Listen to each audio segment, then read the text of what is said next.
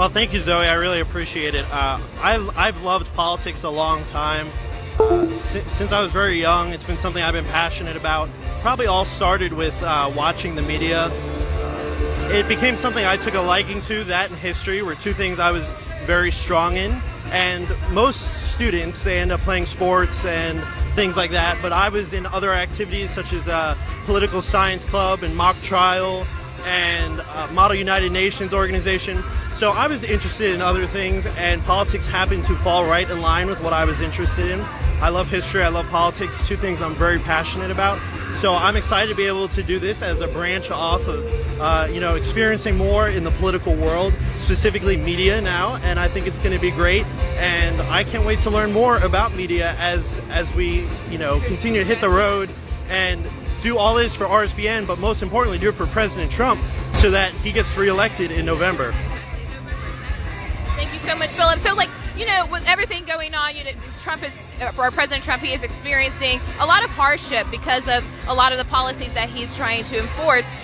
So what would you say, for example, what would be one of those policies that kind of intrigued you to be supportive of him? Well, I think it all goes back to the last presidents that we've had.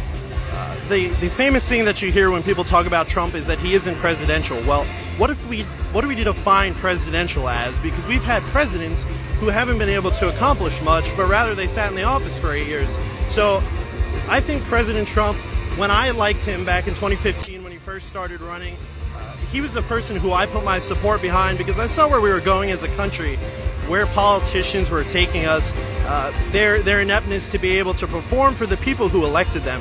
So that's why I like President Trump. The things that he puts in place, not necessarily do people like, but it's what the country needs, and that is what we have seen as the country takes off. I mean, it's been like a rocket since he got elected, whether it's the economy or crime is down, illegal border crossings, you name it. Everything that he's pretty much said in 2016 he was going to do, he upheld his end of the deal, and he kept his promises. And ultimately, what we're seeing is a vibrant, great country because of it. Exactly. You're exactly right about that. And it actually takes me back to fun fact. 2015 was the first time I attended my first at the time, Trump rally, and it was right here in Pensacola. And I didn't even know what to expect when I came, but afterwards we received a reposting on Trump's social media of the selfie that we took, and it was just funny the response that we saw after the picture got reposted, because people were baffled and they were surprised, and they said that we were paid actors to go attend this rally. And for me, coming into this so new, I had no idea what to expect as far as the reaction that I would get as someone with my skin tone, with my melanin, and seeing how people responded negatively because they just were so confused as to why an American, would support someone who is actually for America. So it's really amazing to see where we are now and see how he's kept the momentum going, and people are starting to realize that this is what America needs right now, even though you may not agree with everything he says or does, but is exactly what we need. And you're starting to see these manifestations on the left. You're starting to see these manifestations in these liberal cities because people are they're not patriots, okay? They're not true Americans, okay? So this is why you're starting to see the fight more than ever. And we have 11 more days to go. 11 days to go. We need to get our president reelected so that we can continue with 4 more great years, and all of the plans that he has already rolled out, the Platinum Plan for African Americans. This is something that is promising. This is something that we have been asking for, honestly, for all this time, and it's here, and he's offering this, but you just got to get out and you got to vote for him. So it looks like the first speaker is announced, so give us one. For today's invocation.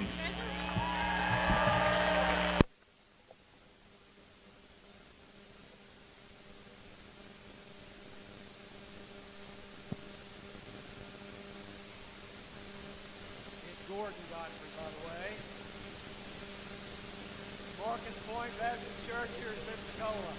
We welcome you tonight. Aren't you glad to be here? Woo! We have a statewide initiative that we're doing called Ballots and Believers. This coming Sunday morning, we're asking all pastors across the state to encourage your congregation to leave church this Sunday and go out and vote. We believe that the believers in this country this year can make a difference. 4 years ago, you stayed home, you didn't vote. This year, you need to go out and vote for the right platform.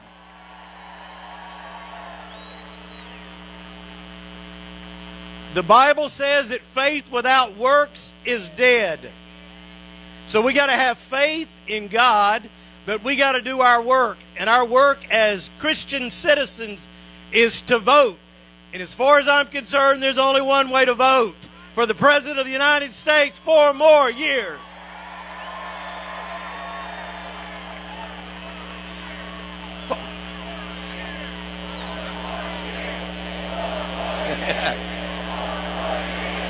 Amen.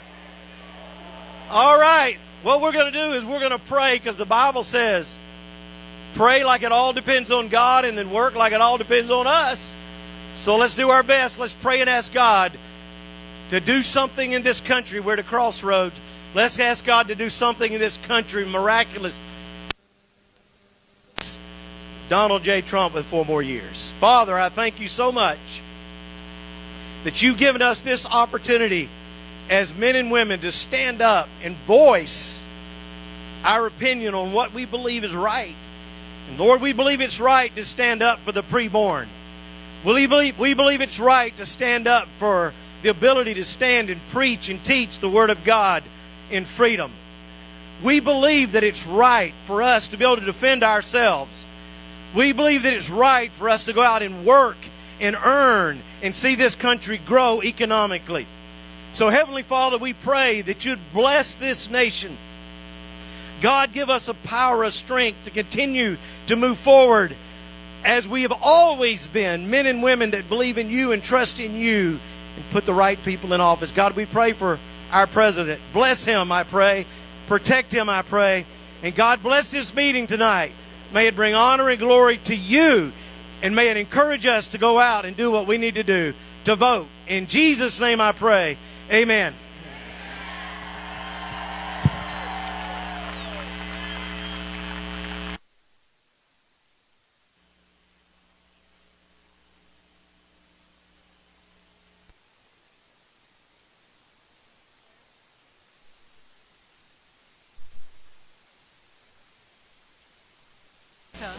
And to the republic for which it stands, one nation, under God, indivisible, with liberty and justice for all.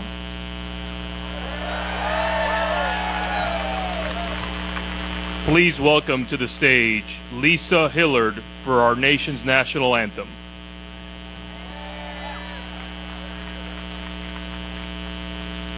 Oh, say, can you see by the dawn's early light what so proudly we hailed at the twilight's last gleaming, whose broad stripes and bright stars through the perilous fight o'er the ramparts we watched were so gallantly streaming, and the rockets' red glare, the bombs bursting in air, gave proof through the night that our flag was still there. Oh, say does that star-spangled banner yet wave o'er the land of the free and the home of the brave?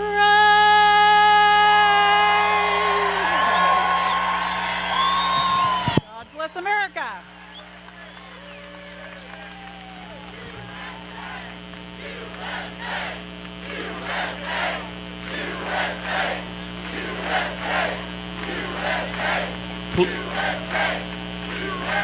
Please welcome to the stage Michelle Salzman, candidate for State House District 1.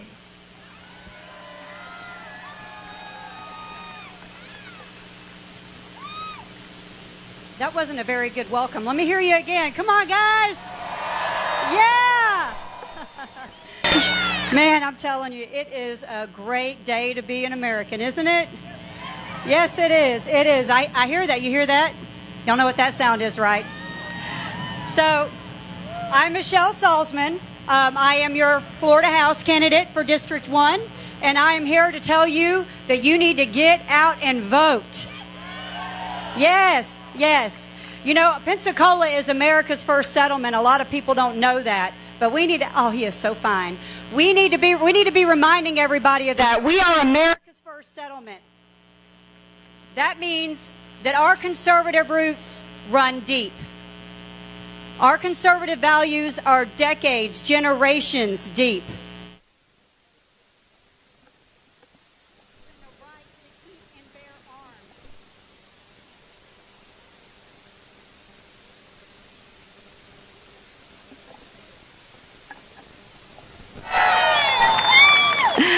Every single one of you, we need you. Every single one of you out here. Trump cannot do this alone. He needs you. He needs teachers. He needs business owners. He needs the nonprofit leaders. That's right. He needs the parents, the moms, the dads, the children. You have to get out and vote. You got to go vote. You have to go vote for Donald Trump. He needs you. Yes, that's right. Y'all, this is so exciting. I am on a national stage, and I am so excited. I am so excited. Y'all, let's go ahead and do a quick chant. I want everybody blocks away to hear y'all. Are you ready? 4 more years. 4 more years. 4 more years. 4 more years. That's right. Yes. Woo! That's right. Awesome. That's right. Woo! All right, guys. I'm going to get off the stage and let the real representative get up here. I appreciate your time. I appreciate the opportunity to be here with you. First of all, if y'all voted for me in the primary, yes, I appreciate you even more. You guys, that's right. God bless Pensacola. God bless America. And God bless Donald Trump.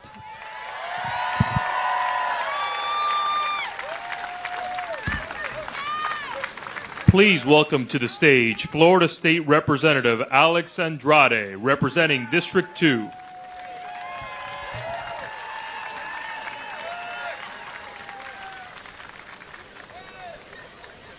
I'll see you. Hey, good evening, everybody. Before I say a few words, I wanted to ask y'all a favor. I have a bet going with one of my Democrat friends here in town. And I told him, oh, no, that's right. You can still be friends with Democrats. You just got to beat them on November 3rd.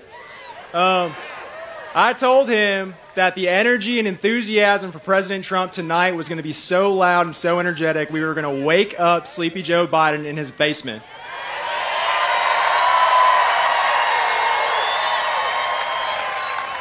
So that was good. That was good. But I'm going to ask y'all a question, and based on the response, I'm going to know if I won that bet. Who here in this crowd today is willing to stand up and shout that they stand with our men and women in law enforcement?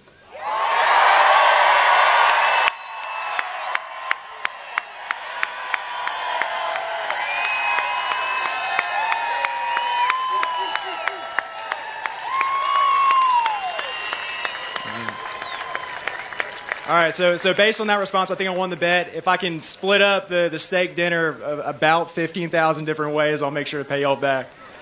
I remember in 2015, a businessman in New York City rode down some golden escalators to tell the American people he was sick and tired of the same do-nothing politicians making the same empty promises and getting nothing done. He gave a voice to the now not so silent majority. who are sick and tired of being told that they should hate America. They should be ashamed of our history. And they should be embarrassed of our success. I remember President Obama saying, "You didn't build that." And thank goodness we have President Trump. That works. Thank goodness we have President Trump talking about bringing manufacturing, talking about bringing trades back to American shores. And who else here remembers when he said, "We're going to win so much, you're going to say we're tired of winning"? Based on the response so far, based on the energy so far for little old me, I think no one here is tired yet of winning.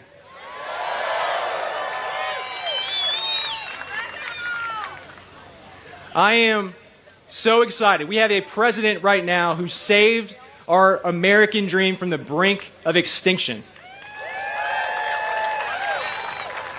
Did y'all know that President Trump recently got China to buy American rice?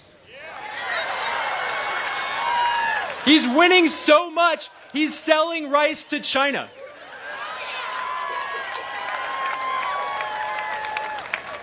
Now, in contrast, because we're here during an election, his opponent, Joe Biden's most famous export is not his son, Hunter Biden. His most famous export was when he and President Obama shipped hundreds of millions of American taxpayer dollars to our enemies in Iran.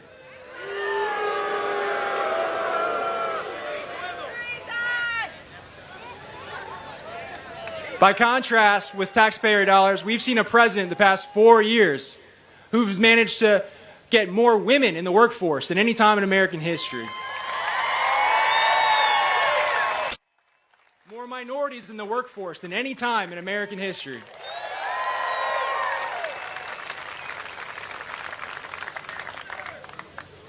He's kept his promise even when several presidents before him couldn't. He moved and recognized the capital of Israel to Jerusalem.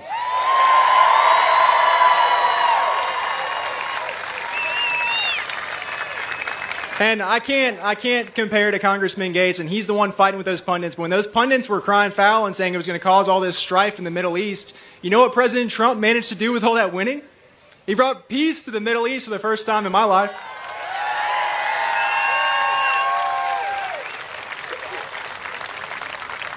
You guys, I've wasted a lot of y'all's energy, but just really quick, if we can just keep it down for 1 second, I have two questions. Who knows that President Trump has our veterans' backs? You guys don't have to listen to me. I'm a state representative. Who knows that President Trump loves our military?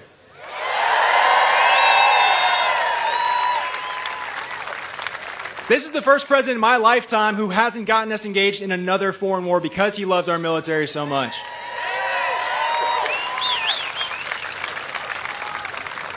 Now, that's why I'm so excited to have the best president in my lifetime to be in my hometown tonight. For those of you who don't know me, my name is Alex Andrade. I'm the state representative here in Pensacola. And because I represent this area, I know we love our college football in Pensacola. I remember last week, was it a few days ago actually? Time's kind of flying right now, when Bobby Bowden actually beat COVID just so he can tell America to vote for President Trump.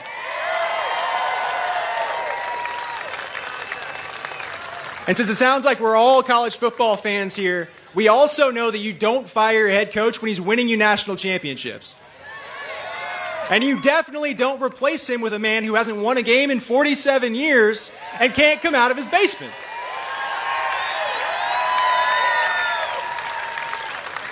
So, if y'all agree with me that we're not tired of winning just yet, we need you to run through that finish line. We need every single America-loving, Constitution-following, God-fearing voter in Pensacola and the Panhandle to vote before November 3rd. Vote early. Get out there.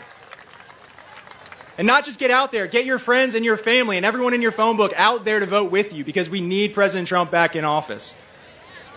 I know the Panhandle, we're in the Central Time Zone. If the Eastern Time Zone can keep it close, we can bring it home in the fourth quarter. And we can save our country from the socialism that the Democrat Party now espouses. So I appreciate y'all for bringing the energy. I appreciate you guys for helping me win that bet against my Democrat buddy. Go out and vote. God bless, and God bless President Trump. Thanks, y'all.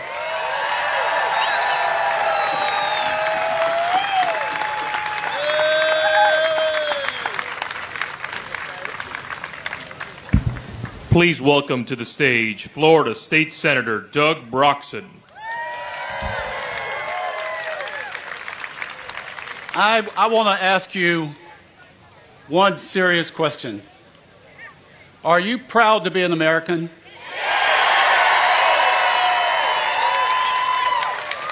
I want to ask it again. Are you proud to be an American? One more time. I want them to hear it all over the nation, especially up north and out west. Are you proud to be an American?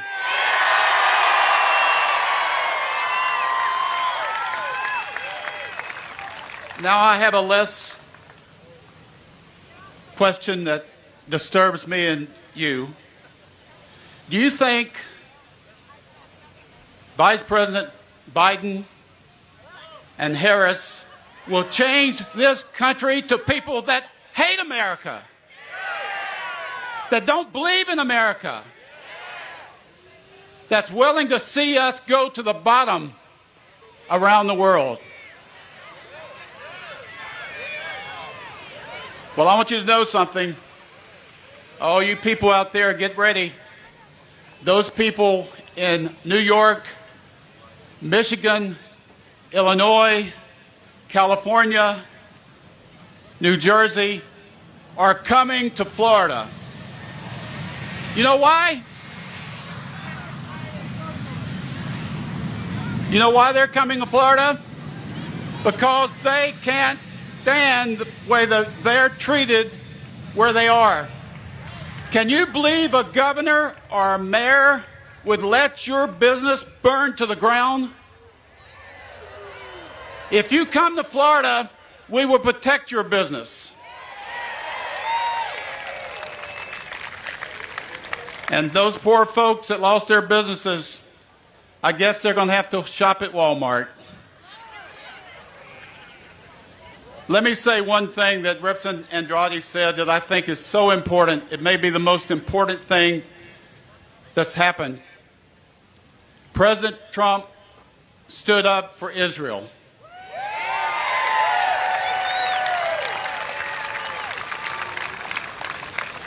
Some presidents will be remembered in history for what they did. President Trump will be remembered in eternity for what he did.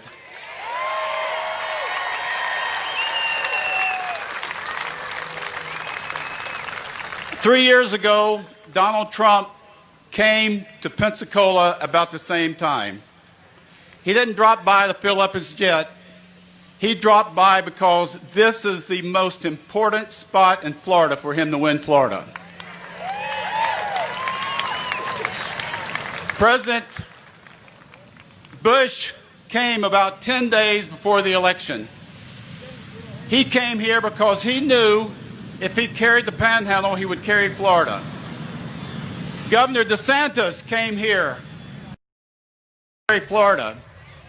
Jimmy Patronis, Panama City boy, came to Pensacola because he knew if he carried his home area, he would win Florida. So now it's up to us. You've got to get out and vote. You've got to get your neighbor out to vote. We've got to get everyone to go out and vote for a man who's going to be, his memory will be in eternity for blessing Israel. I believe that. God bless you, God bless America, and God bless Donald Trump.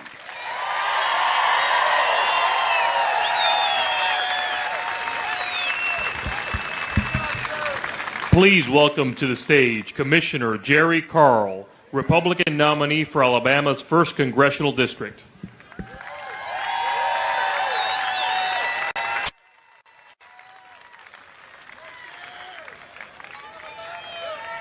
All right, we got any Alabama fans out there? Let's hear it. From the great state of Alabama, I say welcome and thank you for coming together for this great event. I see you on the back row. Hey, Fred. Thank y'all so much, and it is such an honor to stand here and give positive words about our president. He has done an incredible job, and I'm here to talk about it very briefly. My background's pure business. I've been in business my entire life. I got tired of seeing things the way they were done under the Obama administration, so I got involved. And I spent 4 years as an elected official under Biden and Obama, and I'm telling you, it's no fun. It's all about no. It's all about you can't. It's all the negatives you can come up with. They told us that the jobs they shipped overseas, and my whole reason for getting involved in politics was to help create jobs for the veterans. We got any veterans in here? Raise your hands up. Thank God for our veterans. Thank you. We're able to assemble today because of these veterans, and remember that, please. But I got involved for that very reason, because it's about jobs, and I got frustrated under the Biden-Obama administration. Then comes along Donald Trump. And Donald Trump steps up. We have steel mills in Mobile. I'm from Mobile County. We have steel mills that were beginning to shut down because the Chinese were flooding the market. The Obama-Biden administration had just sold us out to China. But Trump stepped up and he started putting tariffs on it. Our steel industry came back up. Our airport, thank you, our air industry over there, we assemble a lot of neat, cool aircraft. We started assembling more aircraft because he helped us with tariffs on that. He helped us with the ships. We built some real cool, fast boats called Also Ship, and we are very proud of those vessels. Yeah, thank you.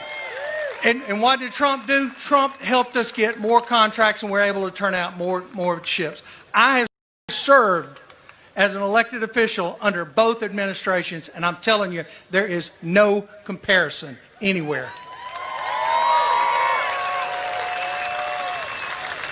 That is the easy part. Let me tell you what the hard part is, and I'm going to close on this because I don't want to take up much time.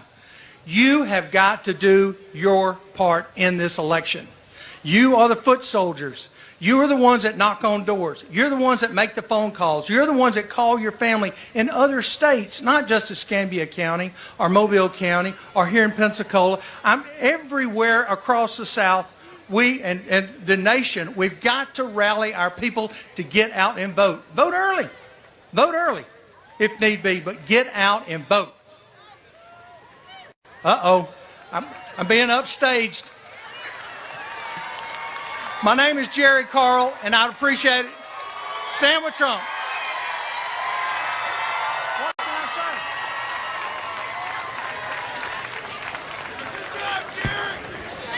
say? Please welcome to the stage Florida Chief Financial Officer Jimmy Patronis.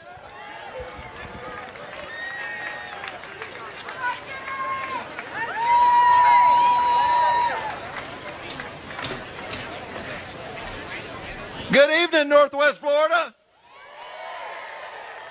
I had to do something here for a minute just because I'm so proud of these two little knuckleheads. This is my son Theo. He's age 12. And this is my son Johnny. Give him a round of applause. All right, look at Mama. All right, now get out of here. You know, this race, don't worry, the plane's not here yet. But I tell you, all right, that's the beast right there. Can you, for those y'all can see it, can you see it? The doors on that thing are this thick. It's amazing. But you know, you think about what it carries. It carries the single leader of the whole free world. And talking about, he is not, he's humble. There was back in December, I got a chance of a lifetime. And I got to fly on Air Force One. And I'm sitting there, I'm shaking. We're walking onto the plane. And this guy is as humble gets. And you know, his attitude is, this isn't my plane. This is your plane. And everything that he stands for. You listen to, who watched the debate last night? that debate, it was inspiring. And I saw Biden get flustered. Did you? I did. And I'm sitting there and I'm thinking and I'm listening and I hear what President Trump's been fighting for. And he hasn't been fighting for Washington. He's not from Washington. He's from America. He cares about where we stand on things. He doesn't care where the influence stands on things. He doesn't care where Washington stands on things. He cares where we stand on things. And I look at Joe Biden, 47 years in Washington, and has accomplished nothing. And I'm sitting there thinking, it's time Joe Biden leaves Washington for good. So I'm just thinking, bear with me a minute. And I want to see if we can have a little bit of fun with some social media here. All right? On the count of 3, we're going to start. And I want y'all to chant with me, bye, bye, Biden. You got it? All right, ready? When I say 3, 1, 2, 3. Bye, bye, Biden. Now again. Bye, bye, Biden. Do it again. Bye, bye, Biden. Do it one more time. Bye, bye, Biden. Give yourself a round of applause.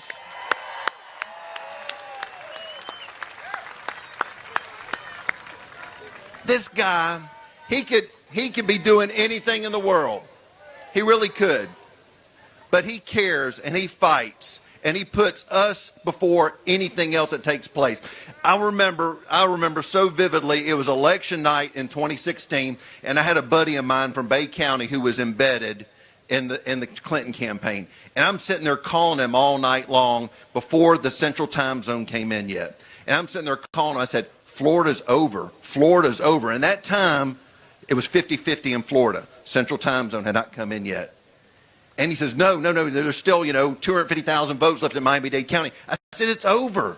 It's over. I said, when Panhandle comes in, it's going to be solid red, and Florida's going to carry Donald Trump.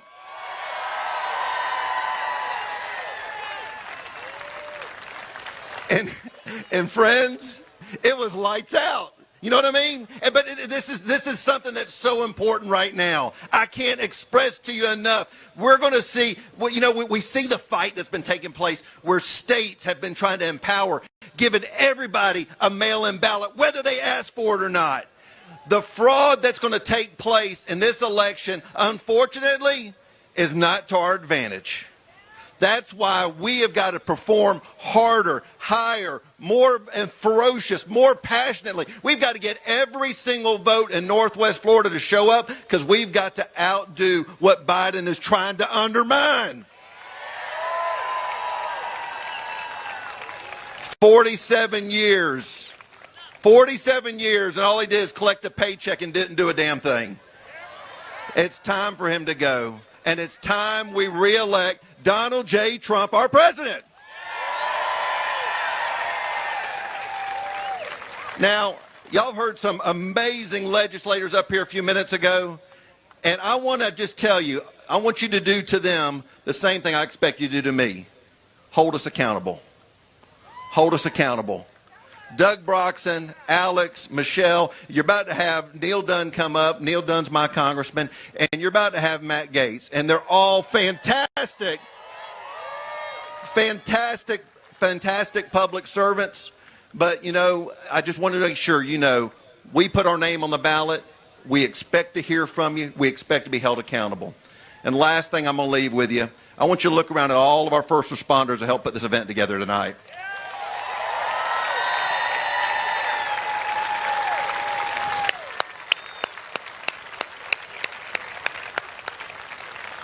We live in the greatest state in the United States because of our first responders. 24/7, 365, they answer the call. They show up, they care, they protect, they serve. God bless you all. Vote Donald Trump.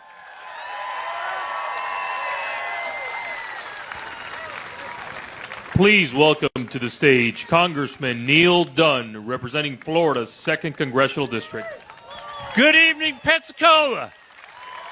And thank you to all of our hosts here, Matt Gates, Senator Broxson, Representative Adelaide, all of you from Pensacola. Thank you so much for welcoming the big man. The big man. You know, Northwest Florida is a special place, and the people in Northwest Florida are special. And you know why? Because this is where we won the White House in 2016. And this is where we're going to win it in 2020, too. You know, 10 short months ago, we had the best economy in living memory. We still have the best in the world, but it's so much worse. We need to get back to where we were. The list of this president's accomplishments in 3 short years is nothing short of incredible. Not only a great economy, but the lowest unemployment since World War II. The lowest unemployment ever for African Americans, Hispanics, women, and youth. And the Tax Cut and Jobs Act repatriated manufacturing to our country. It now makes financial sense to manufacture something in America if you're going to sell it here. That's a change. That's great. Other things he's done. He saved our military from the sequester, the worst thing that happened to them since the Korean War. He saved our military. He loves our military. He loves all of our veterans. I can tell you, I see that from him personally all the time. He has made some of the best peace deals any of us have seen in our lifetime. How about that? Trump. That's great. In 3 short years, he's made trade deals, peace deals. He repaired the economy, brought the manufacturing back. He has done more for our country in 3 years than Joe Biden did in 47.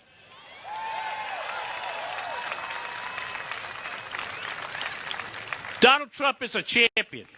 He's a champion for all of us.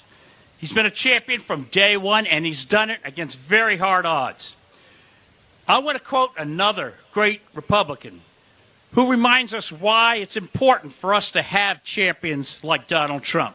And that's Ronald Reagan. And you know what he said. You're going to remember these words when I say them. Freedom is never more than 1 generation away from extinction. We do not pass freedom to our children in our bloodstream. We have to fight for it, we have to protect it, and then we can hand it on. If we fail to do this, then we will spend our sunset years telling our grandchildren what it was like once to be in America as free men and women. Donald Trump is our champion. What do we want? 4 more years! 4 more years! 4 more years! 4 more years! And here's Matt Gaetz.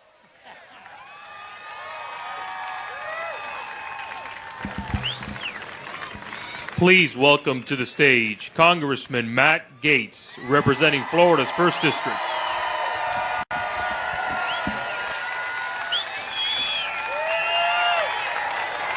I told him to give me the night off of Fox News tonight. I love Sean Hannity. I love Laura Ingraham. I love Tucker Carlson. I'm afraid of Judge Jeanine. But I told him tonight I'm going to be with my people in Pensacola, Florida.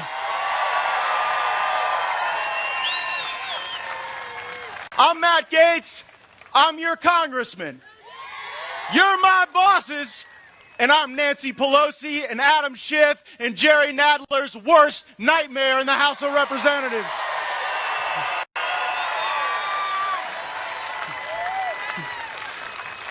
Because we speak the truth. Who watched our president whoop Joe Biden in that debate last night? I hope Joe Biden's got his dental records on file, because that's probably how they're going to have to identify the body after Donald Trump put him through such a beatdown over that 90 minutes in that debate.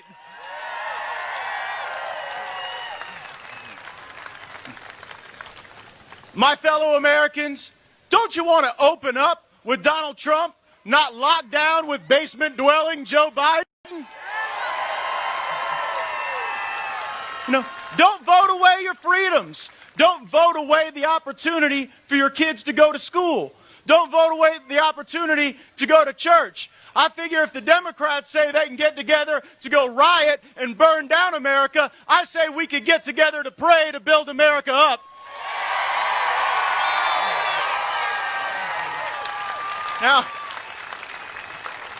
in Florida during the Seminole Wars of the 1800s, I don't think Andrew Jackson went around this state as much as I've gone around trying to get Donald Trump elected.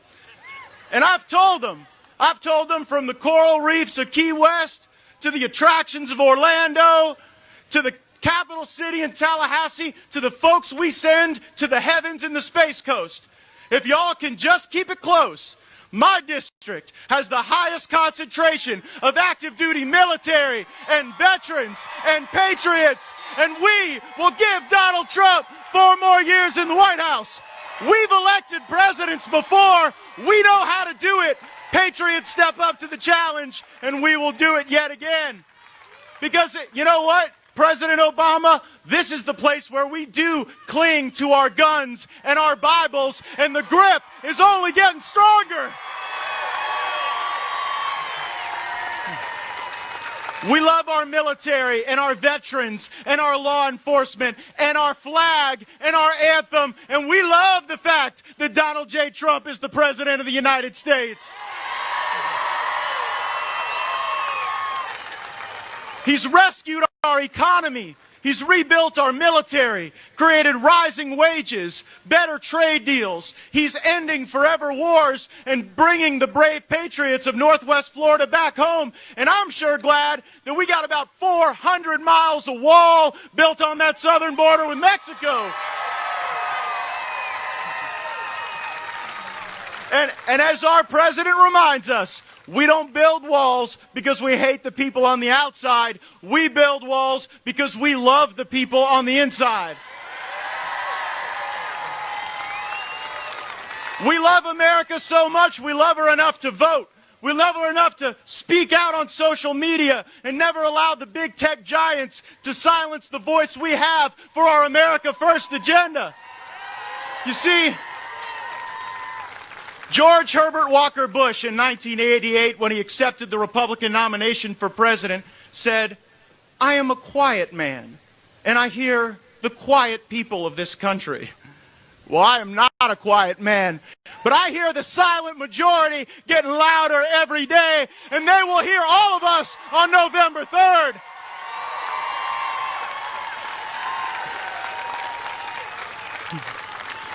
You know, President Trump's gone through the Russia hoax. Then when they got called out for lying on that, they just went to the country next door. And now we see what that's all about.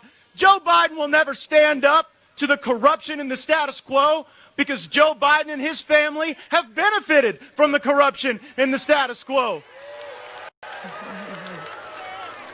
So we face that, face coronavirus. See, President Trump, he's already taken the Democrats' best shot, but they get to see our best shot on November 3rd when we show up to vote.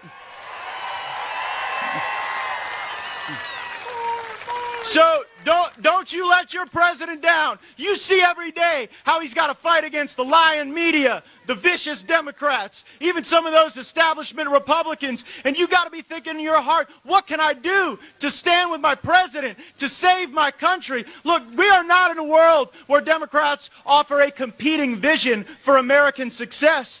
They're okay letting America crumble and burn because they didn't think too much of her at the beginning in the first place. But we do. We will build America up. We will never let anybody tear her down. We will open America up. We will never let anybody burn her down. We are going to show up and vote like crazy in the Florida Panhandle. America is the greatest country that has ever existed in all of human history. Don't you ever let some spoiled celebrity or athlete or socialist politician tell you otherwise. Let's go get them, Northwest Florida. I love you. I love being your congressman. I love this president.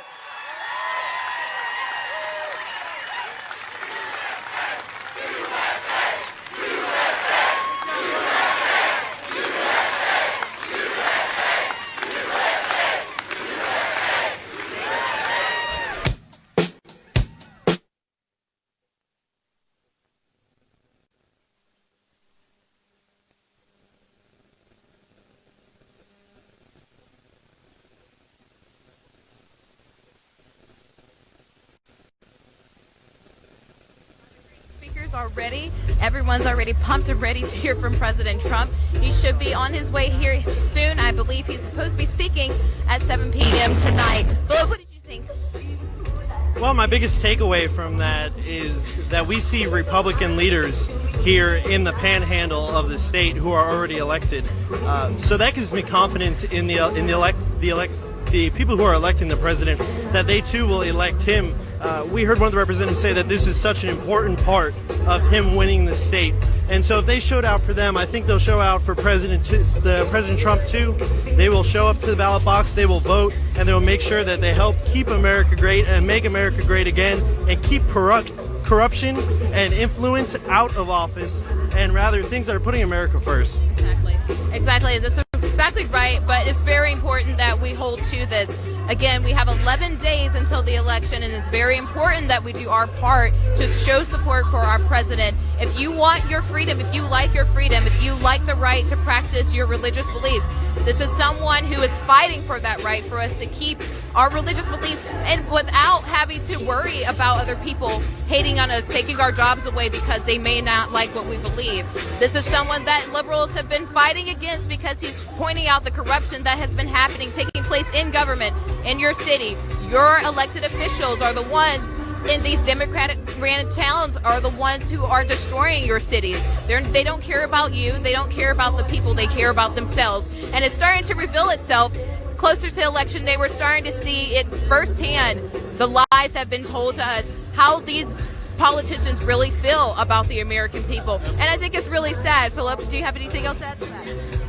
I think the irony in the entire situation is probably what makes me laugh the most, is that for 4 years now, maybe even more, they accused President Trump of being the most corrupt politician to ever go to Washington, D.C. And when I say they, I'm referring to the Democrats. The truth is, though, they are the corrupt ones. And it almost seems as if they were trying to compensate for their corruption. And if they could point the finger enough at President Trump and use the media as their propaganda machine, that eventually they would get people to think that Trump is the corrupt one, when that is not actually the truth. It seems to be that the other side is the corrupt side, and they were trying to point the finger at Trump to make people believe something other than the truth. Exactly. So it's easy for us, and very clear as day for us, to see the lies and the manipulation that has been going on. You know, these politicians have been in office prior to President Trump being in office, and what have they done, you know? So now it's time for a change. It's time to keep the good that's happened to America because of our president. It's time to keep that going. Show your support in many ways that you can. We have a lot of rallies to hit. President Trump is very, very busy. In order for us to stay on the road, bringing you all the unfiltered version of his rallies, not what the mainstream media is giving you, we need your support and we need your donations. One of those ways, our sponsors, Disney Coins. Coins made by American people for American people. 10% of the profits that they make go to support conservative organizations. You can find these coins at DISMEcoins.com. They come out with 3 different designs every month. Election day is soon upon us. This is something to keep in your pocket to remember the great times that we lived in. I say, what a time to be alive. What a time to be an American.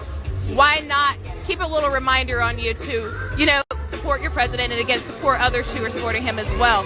So, Philip, anything else to add? We're seeing, again, I like to point out things that we're seeing in these liberal-ran cities. Black Lives Matter movement, being a Marxist organization, tearing down their cities and not caring about the American people. What do you have to say about that? Well, I appreciate Representative Gates' point when he said that what the Republicans believe in is we believe in building each other up. We believe in reopening our cities. We believe in building up our country. We don't believe in burning it down. And I think a large group in the Democrat Party represents tearing down America, keeping our country closed, and almost suffering. They're making their citizens suffer because of their economic lockdowns and their restrictions and the bureaucracy that they're trying to keep in place. And that is the complete opposite message of what the Republicans want, of what President Trump wants. And that's why this election is so crucial. It's really about building up America or tearing down America. And I think people in the suburbs who didn't vote for Trump last time are going to come out this time. They're going to support President Trump because they want to be safe. President Trump believes in law and order. The suburbs want law and order. The cities want law and order. People are leaving the cities in large groups, in flocks. They are leaving the cities because they want law and order and heading to the suburbs. And President Trump stands for defending your suburbs, stands for law and order. And I think we're going to have an even bigger voter turnout for President Trump this election than we did last time, solely on that point alone. Exactly. You're exactly right, Philip. And another thing, this is for the church, per se. This is for the church. You know, you're looking for a sign and wondering if you should vote for him or not, but just look at his policies, look at what he stands for. It's as clear as day. The left is not looking out for you. The left, they do not care about your religious freedoms, and everything that God is for, they are against. You want to vote for someone who's going to push for God and righteousness to be established in this country. You're not going to vote for someone who's going to make sure that God's name is kept out of the country. You see where prayer was taken out of school. You see all these things, these signs, 10 Commandments being removed from public, from the government buildings. It's because they do not care about God. And you know, everything I say, everything points right back to God. If you want to see law and order, if you want to see peace in your city, if you want to see crime reduced, we as people, we have to start taking on the responsibility for ourselves. We need to come together as a community and fighting for our rights, you know. And so this is what makes America great. Me, you, doesn't matter what color we are American, and we're going to fight. We're going to fight till the end, and you can do your part by supporting him, by voting for him, or by supporting others who support our president.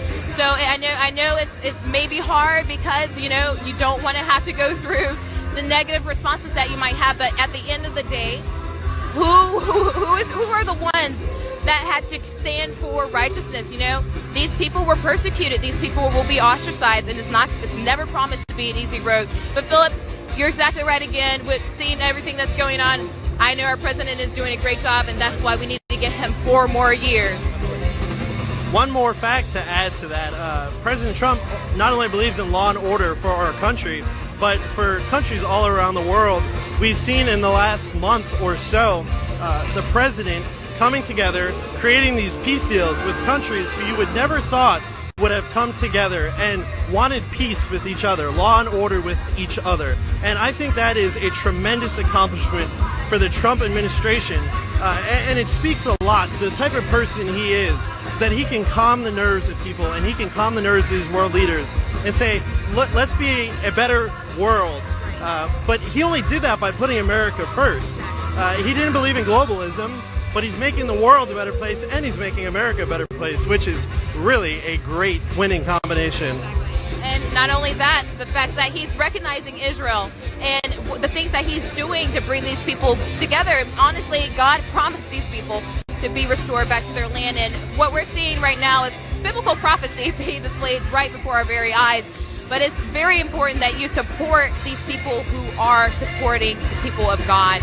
And I never thought I would see this happen, but he is someone that has been strong, without shadow of a doubt, strong with enforcing that. So even with that, Philip, you have anything to add to that? I think something funny that we can all take a good laugh at is prior to the 2016 election, the biggest talking point was, if President Trump gets elected, then candidate Trump gets elected, America will be at war like we have never seen before. Well, man, did we prove them wrong. It took a Republican billionaire from New York City who lived in a golden penthouse to create peace around the entire world and really solve a lot of these war issues that we were having. Not only is President Trump creating peace, but he's also pulling our troops out and using the advanced military technology we have to keep America safe. And I really applaud him and his administration for the work that they're doing. Exactly. You're exactly right, Philip. Well, again, President Trump is due to speak at 7 p.m. He's had a busy schedule, as you all have followed us here at Right Side around and keeping up with him again, and myself. I know that if he can do it, I can do it too. But again, Liz, do you have anything else to add? Any more updates? Yeah, thank you, Zoe. My phone is working for the moment, so while we have some Wi-Fi, I want to go ahead and read some donations. You're welcome to take a break. It might take a few moments. You've been doing wonderful, and super excited to have Philip here today. You're killing it. Excited to have you as well. So we're Right Side Broadcasting Network. We are panning the crowds now, and our goal is to make this rally seem as though it is as close to you physically being here as possible. Right now, you can see the crowds. It is a smaller venue than we're used to, but the good news on that is that we are so close to President Trump. It looks like we are just about 10 rows of seats behind him is where the media pin is. President Trump is scheduled to begin his remarks here in Pensacola, Florida at 7 p.m. The pre-speakers came on around 5 p.m. today and did a great job of communicating with the audience about what's going on, what's important here for the Panhandle in Pensacola, Florida, as well as getting them excited and amped up, kind of entertaining them before President Trump arrives. President Trump, this will be his second campaign stop of the day. It's a double stop for President Trump today. He had his rally earlier today. That was at 4 p.m. in the Villages, Florida. So it's been a very long day of campaigning for President Trump in that Florida heat, around 80 degrees, high humidity. It really was a beautiful day, but for a 74-year-old man in that beautiful suit he wears, I'd imagine it gets pretty exhausting and pretty hot in there. I want to say thank you to those who have donated. For those of you who are wondering, Right Side Broadcasting Network is almost entirely viewer funded, meaning we rely on your donations to cover these rallies, to go from state to state following President Trump's campaign.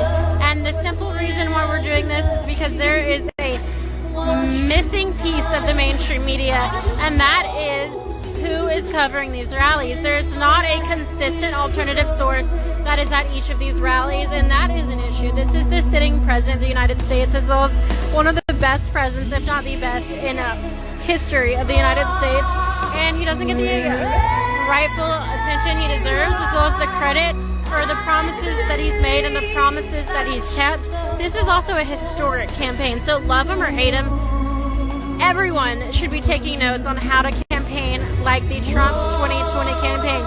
These rallies are full, they're exciting, the energy is there, the enthusiasm is there, and that is what's going to secure this election.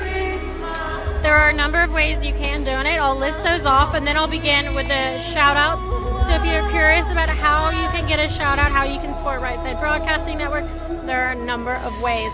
The first one, this might be one of the easiest ones for those of you who are watching via YouTube. And if you are, we want to say hi, welcome, thank you for being here, and thank you to everyone joining us via Diamond and Silk's platform. We love you, ladies. You're rock stars. We'd love being able to see you light up that stage in North Carolina this week. So if you're watching on the YouTube, make sure you're signed into your account. You can click that $sign in the bottom right-hand corner, and it'll prompt you to donate absolutely any amount. Every single cent helps. Again, we are viewer funded. We occasionally have partners, and we love them. We can't praise them enough. These are incredible companies that we support. However, your donations are what really allow us to continue covering President Trump. On average, it costs between $5,000 to $7,000 to cover each of these rallies when you factor into the transportation, the talent, the equipment, the technology, all of that together. It's very expensive to do this, especially when you don't have a mainstream marketing budget with all your investors and all the advertisements that you get. So it is so imperative that we get these donations in. We're very honest with you guys, always have been pretty transparent. The first rally of the day, it was a noon rally, afternoon rally, and those generally don't bring in as much, but this one was for some reason lower than most of the ones we've had recently. Not sure why. This is the first day since President Trump's kick-butt presidential debate last night, so we want them to know that we support him, and we are going to get to every single rally. So pray for us, pray for our team, pray for support, and we're praying for you guys as well. We're praying for this country. You can donate via the YouTube Super Chat. A second main way to donate. This is great. I really encourage it. It's done through our website. So this takes you through PayPal. We get to keep 90% of those proceeds. Go support us by going to our website. That's www.rsbnetwork.com/donate. Again, that's www.rsbnetwork.com/donate. We need your help. We are 11 days out, And if we don't get these funds and these donations in, it's going to be nearly impossible to do what our goal is. And our goal is to cover every single President Trump rally. We have 11 rallies in the next 4 days. 11 rallies in the next 4 days. Just so you guys have an idea, what you're seeing at home, I know it looks great. It's actually one man producing it, doing all the travel, doing all the scheduling, hiring the talent. His name's Joe Steele. He's our CEO. RSBN was his idea. It's his baby. We're here to help him and to push this dream forward. So help us help him by going to www.rsbnetwork.com/donate. Cameron Boudreaux, please meet your mother next to the satellite truck near the entrance. Thank you. The third way you can donate is by a check. So this is our non-electronic option for those who want to donate. You can send a check to 1550 Opelika Road, Suite 6, Box 344, Auburn, Alabama 36830. So just to reiterate, those three main ways are the YouTube Super Chat, our website, and the check option. Please help us out.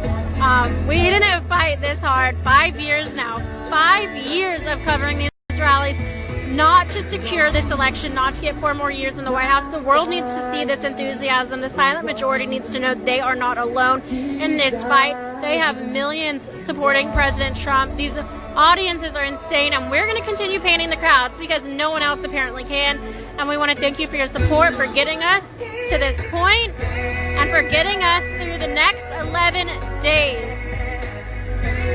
We also want to say thank you to our partner, Disney Coins. Disney Coins branches off from a precious metals company. They specialize in copper and silver coins. These coins have beautiful designs highlighting different moments from President Trump's administration. There's Melania. There's, of course, President Trump's face. President Trump visiting the DMZ with Kim Jong-un. Conan, the hero dog that killed the terrorist overseas. The red MAGA hat, leftist tears. Back to blue. There's 1 ounce coins, 2 ounce coins, 4 ounce silver bars, copper keychains. There is something at www.disneycoins.com for every single budget, and these will make the most incredible stocking stuffers. Christmas is going to be here before you know it. President Trump's campaign has been historic. And once these run out, there won't be more. So make sure you claim your piece of history. And now, I'm telling you, I don't think in my lifetime, I'll be shocked. And it's actually heartbreaking for me because I don't want to be done with these rallies. I've been doing it for 4 years. This is my life. This is what I've come to know and love. But I doubt there will ever be a candidate like President Trump who works so hard to speak to the people, to bypass the mainstream media, and to be amongst the regular, everyday citizens that are forgotten no more. So check out those coins at www.disneycoins.com/donate. Make sure if you find something you love to use code RSBN at checkout for a percentage off your order. And finally, they're also doing a massive giveaway. So you don't have to spend $1. Isn't that good news? I know, I love it too. I love giveaways. I actually signed up for all of Disney giveaways myself. I'm not ashamed of that. Their giveaways, this one is in honor of the presidential election. So all throughout the month of October and then finishing on November 3rd, get your entries in. The more people that enter to win, the more items will be given away. So he wants to give away thousands of coins at Disney Coins. Shipping and handling will be covered. It is, honestly, it's just free gifts in your hands. It's incredible. They are one of the most generous companies I've ever had the pleasure of working with. And check them out. That's the giveaways tab in the bottom left-hand side of the screen. All right, we've covered some business, so let's get some shout-outs going. We have Mel Gordon, who's a 77-year-old senior who voted for the first time for President Trump. This is my second donation for RSBN. Trump needs to do rallies in California and New York, who have been doing President Trump parades lately. It's possible we could flip both to red. RSBN is helping us sweep all 50 states. Great work by RSBN. She said, I hope my donation helps you cover all the remaining rallies before November 3rd. Thank you so much, Mel. I also love your name. That's actually Portuguese for honey, and I think it's similar in Spanish, if not the same. So, absolutely beautiful name. I think it is. And thank you for your support to Right Side. I would love to be able to campaign in California, and if Trump covers a rally in California, I think RSBN knows that I get first dibs. Love that state. Don't love their politics, but I love the state.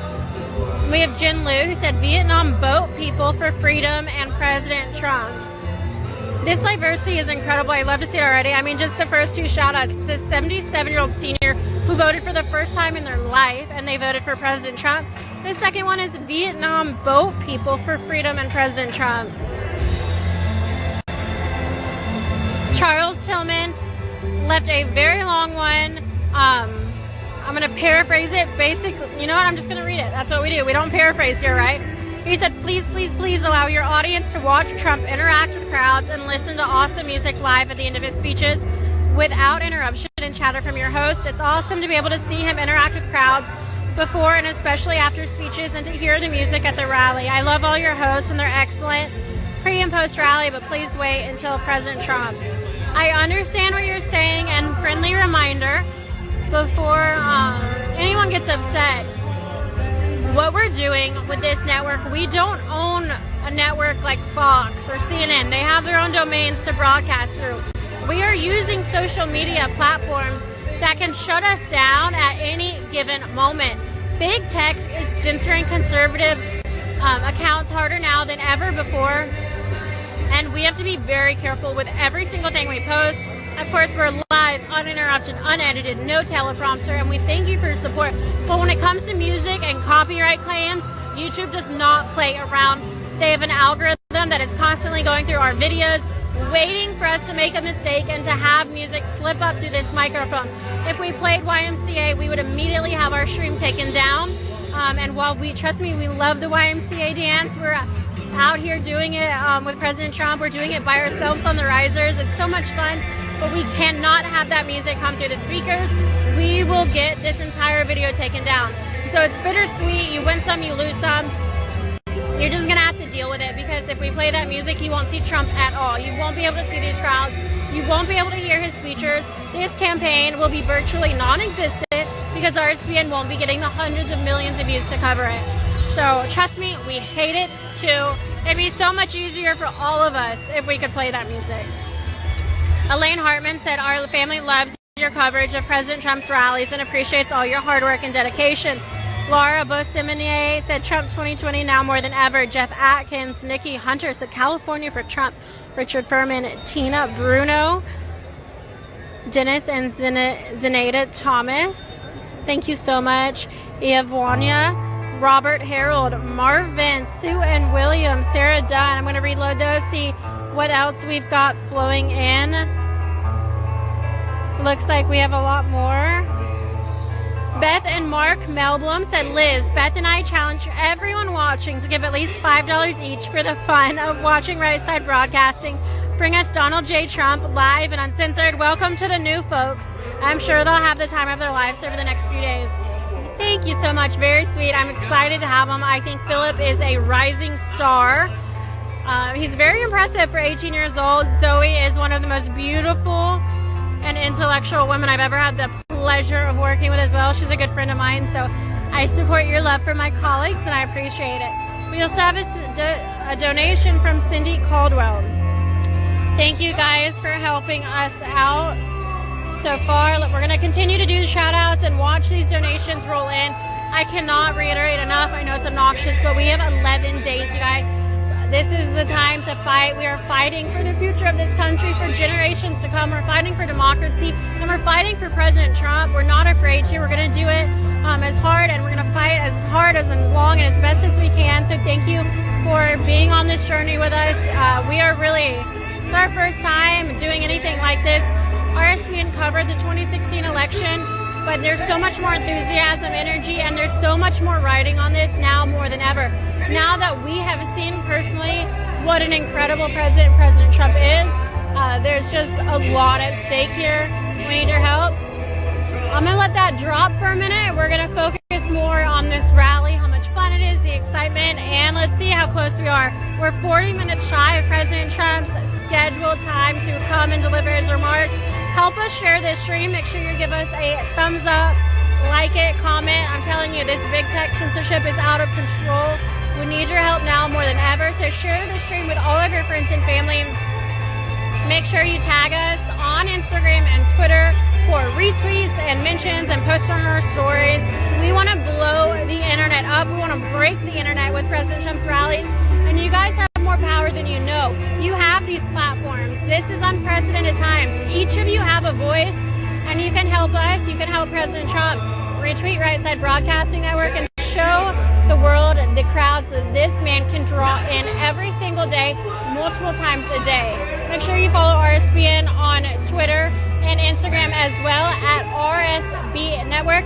My name's Liz Willis. I'm going to toss it back to my coworkers in just a moment. Before I hop off and drink some water really quickly, I ask that you follow me on Twitter and Instagram. My Twitter is at LizWillis_. That's LizWillis_. My Instagram is at LizWillis, LizWillis. I am working hard to be more active on social media every single day. RSBN has been a great stepping stool for me to learn how media works and how important and crucial it is.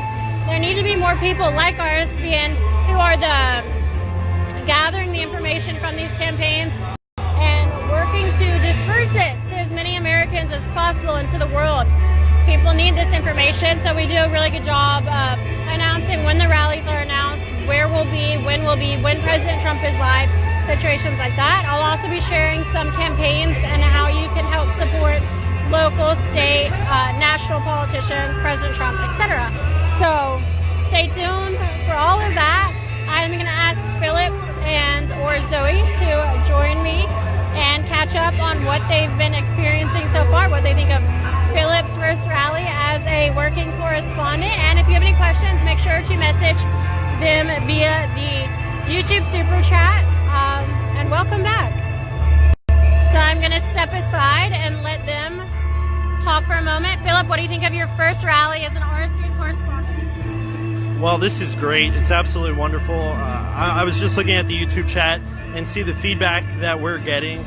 We're so thankful for every single one of you and the contributions that you make to help RSBN to keep going forward and give people like myself the opportunity to join this network. So I just want to say thank you so much to all of you, and I think we're having a great time here. It's a wonderful experience. If any of you know you've been to a Trump rally, it's always a great time. It will never let you down. President Trump will always keep you entertained, and on top of it, keep America great, which is so wonderful. If you want to go ahead and come in, Zoe.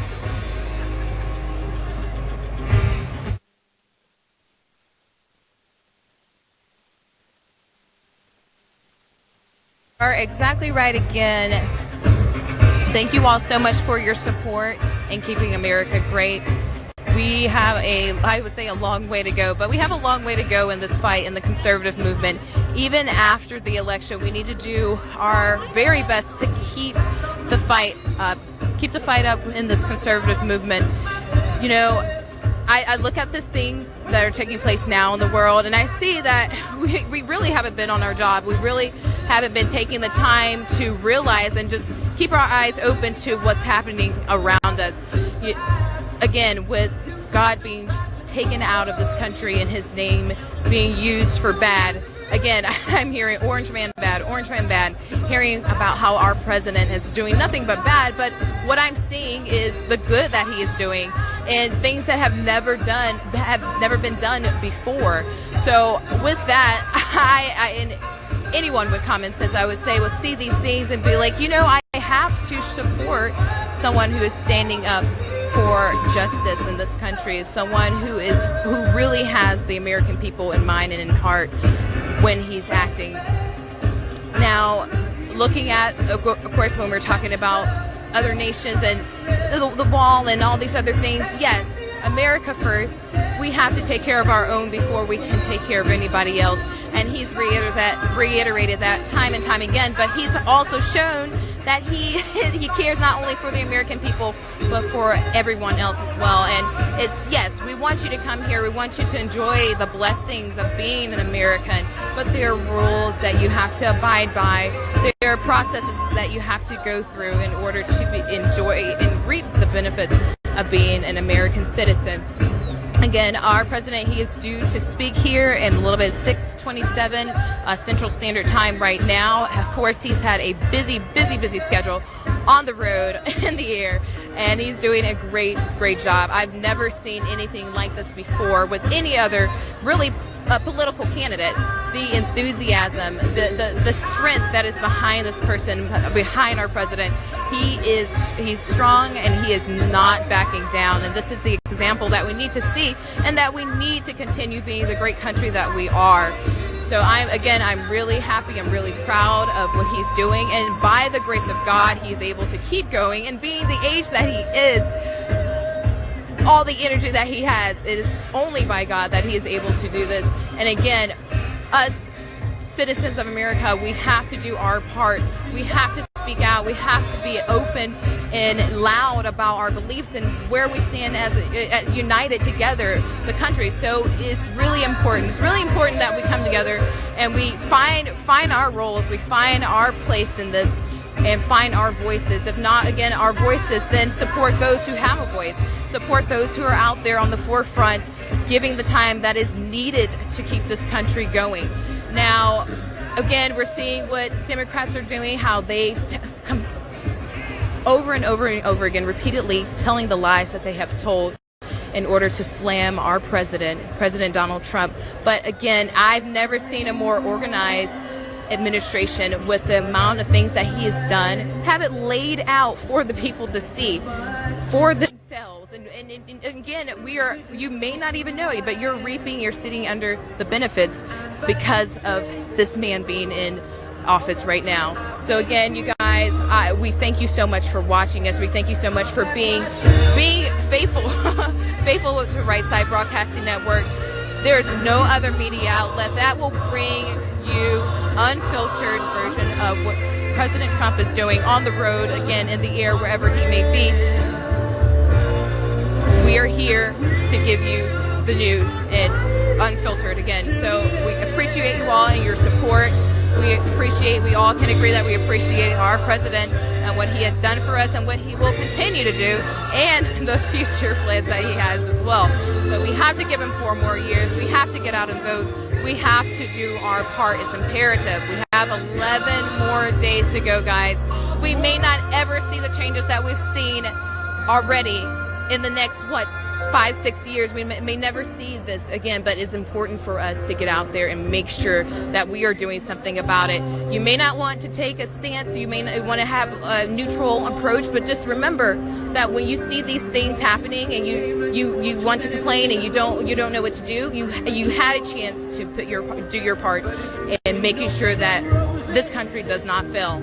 And of course, you already know who does not have the country in mind, who's not thinking about America first, and that is liberals. Those are the Democrats.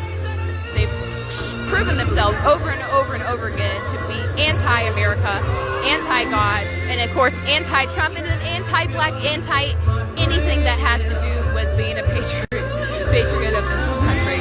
So, guys, stay strong. Again, it's very fitting. We'll keep on fighting to the end. Yes, that is true. We have to keep on fighting to the end. It's a never-ending battle. We're going to go through, again, suffering from hearing negative responses because we show our support for someone who's doing I would say, greater things than any other candidate right now has been doing. So, guys, it's amazing. Philip, where are you with all this as well? Just reiterating some of the great things that our president has done while in office. Looks like us. Looks like, I think that's I'm not familiar with the craft, but there's a craft flying over us. Seems like some people are looking at that. It's grabbing the crowd's attention. But what do you have to say with everything going on again and what President Trump has been doing? Well, thank you so much, Zoe. As you know, we are in the great state of Florida, the Sunshine State, actually my home state. And this place has turned out for President Trump tonight. I mean, from wall to wall outside here, it is packed. There are people who are ready to see the president. And I just want to mention an interesting note. The president won the state by 1.2% over Hillary Clinton in 2016. So while a slim margin for the president, that's why it is so important. If you live in the state of Florida, to go out and vote for President Donald J. Trump. Nothing is promised in politics, nothing is promised in life, and nothing is guaranteed. We have to do our very best to keep working for our president. We are out here, we are fighting, and we need you to do the same as well. Early voting has started. If you want to vote early voting has begun in the state of Florida within the last week, and we believe it is going to be a crucial state for re-securing President Trump's victory. On to another side note, we'll see how the poll numbers, the president was neck and neck with Joe Biden in this state before the presidential debate last night. However, that may have changed some things, and we will see what happens. Now, the polls aren't always the most accurate. We learned that in 2016, and I think we're going to see that again in 2020. The crowd here is energized for the president. I'm looking at the YouTube chat. Why don't you go ahead, drop in there. How do you think the moderator of last night's debate did? And while I see you drop that in there, I will go ahead and I'll talk a little bit about my opinion about last night's debate. I think President Trump was composed so well against former Vice President Joe Biden. He did a tremendous job, and he really hammered home the point that Joe Biden has been in politics at the federal level for 40 plus years and keeps saying that he wants to accomplish all these things, yet why hasn't he done it in the past? And that is the question you need to take with you as you go to the ballot box this November. If you're not sure who you want to vote for, let that be the question that resonates with you. Joe Biden has been in politics for 40 years. Why didn't he do it then? I saw some things in the chat here. I think personally the moderator was very fair to both candidates, even worthy of a remark from the President of the United States, Donald J. Trump, where he said that he thought that she was doing a very fine job. Now, don't quote me on that, but she was practically doing a very fine job in moderating the debate, and I think it was much better controlled than the first one and much more fair to both candidates. Even though President Trump was interrupted more than Joe Biden was, we kind of know to expect that by now. But however, overall, the total coverage was a lot more fair, and we will see how that affects the polls going forward. Like I said, they're not always right, but it is sometimes something to laugh at or to cry at for both candidates, and you gotta take it how it is. Thank you, Philip. And adding to my opinions on the debate last night, our president, I just want to commend him for a great job he did with, really being what people would say presidential. And I heard him today earlier saying, this debate style, it's pretty popular. So he decided to take that approach, but it's what the people, I would say, it's what they wanted to see. And I think he did a very great job at sticking to the point of the reason why he needs to be reelected and Sleepy Joe needs to go back to sleep. You see that he's in hibernation right now, and he's not even giving half as much as Trump, as our President Donald Trump is giving to the American people. He doesn't care. He's all about pushing the agenda of the left. He doesn't care about the American people again. He's all about pushing the agenda of the left.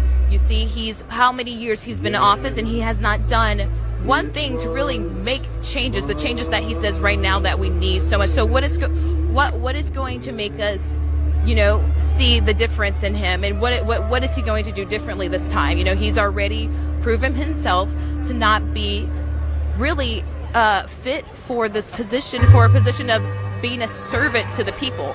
He's a selfish person.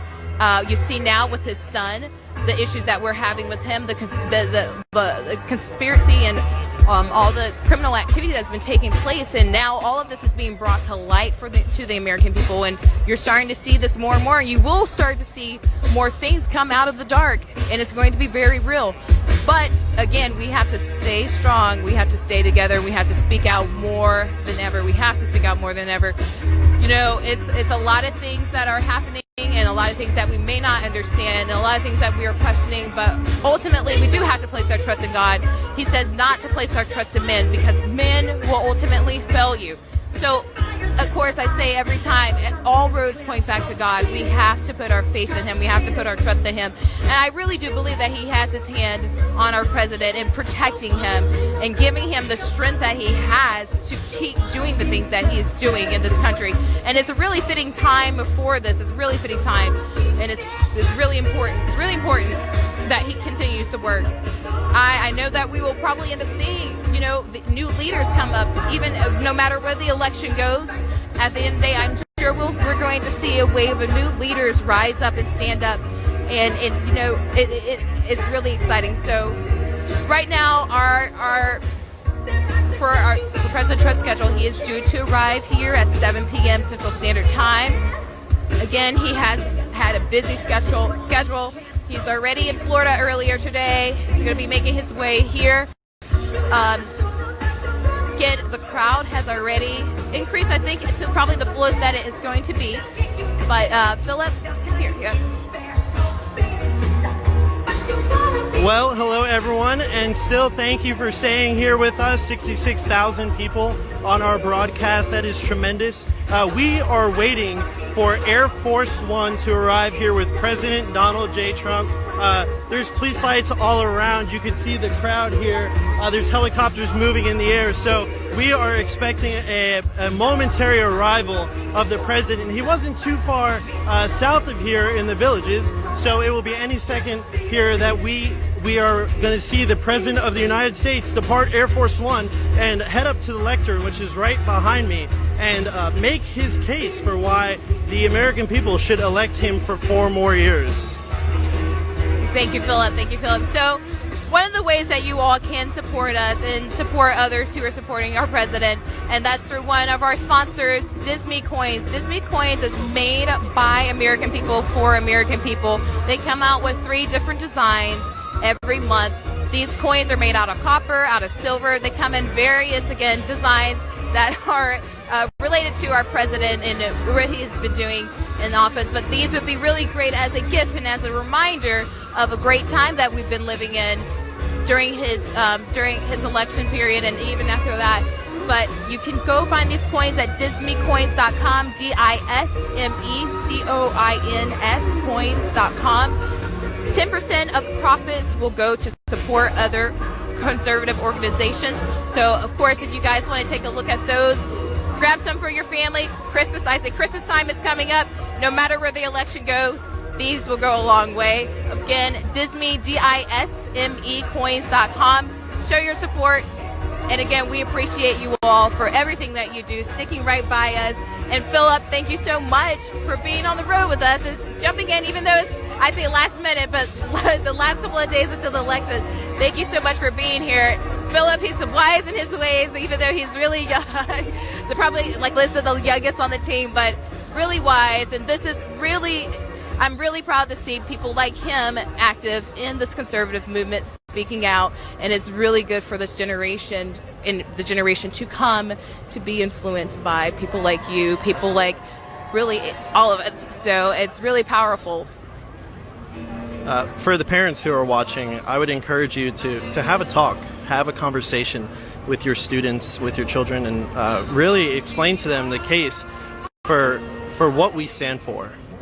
In education, there is always some form of indoctrination trying to take place. Liberal professors, liberal teachers, liberal administrators within our schools. I would encourage you to take the time, talk to them, tell them why it's important and why we believe what we believe. It will go a long way, and make sure they're rooted in what they believe, because for someone like myself who's going off to college, or students who are in high school, there's going to be influences, and especially around times like now where there's a presidential election coming, it's going to be so crucial for them to understand and be informed about why they're choosing the candidate that they are choosing. It has never been more crucial. Have a conversation with them. The conversation will go a long way, and it will last, you hope, for generations, because you tell your children and they'll tell their children's children. So please have that conversation.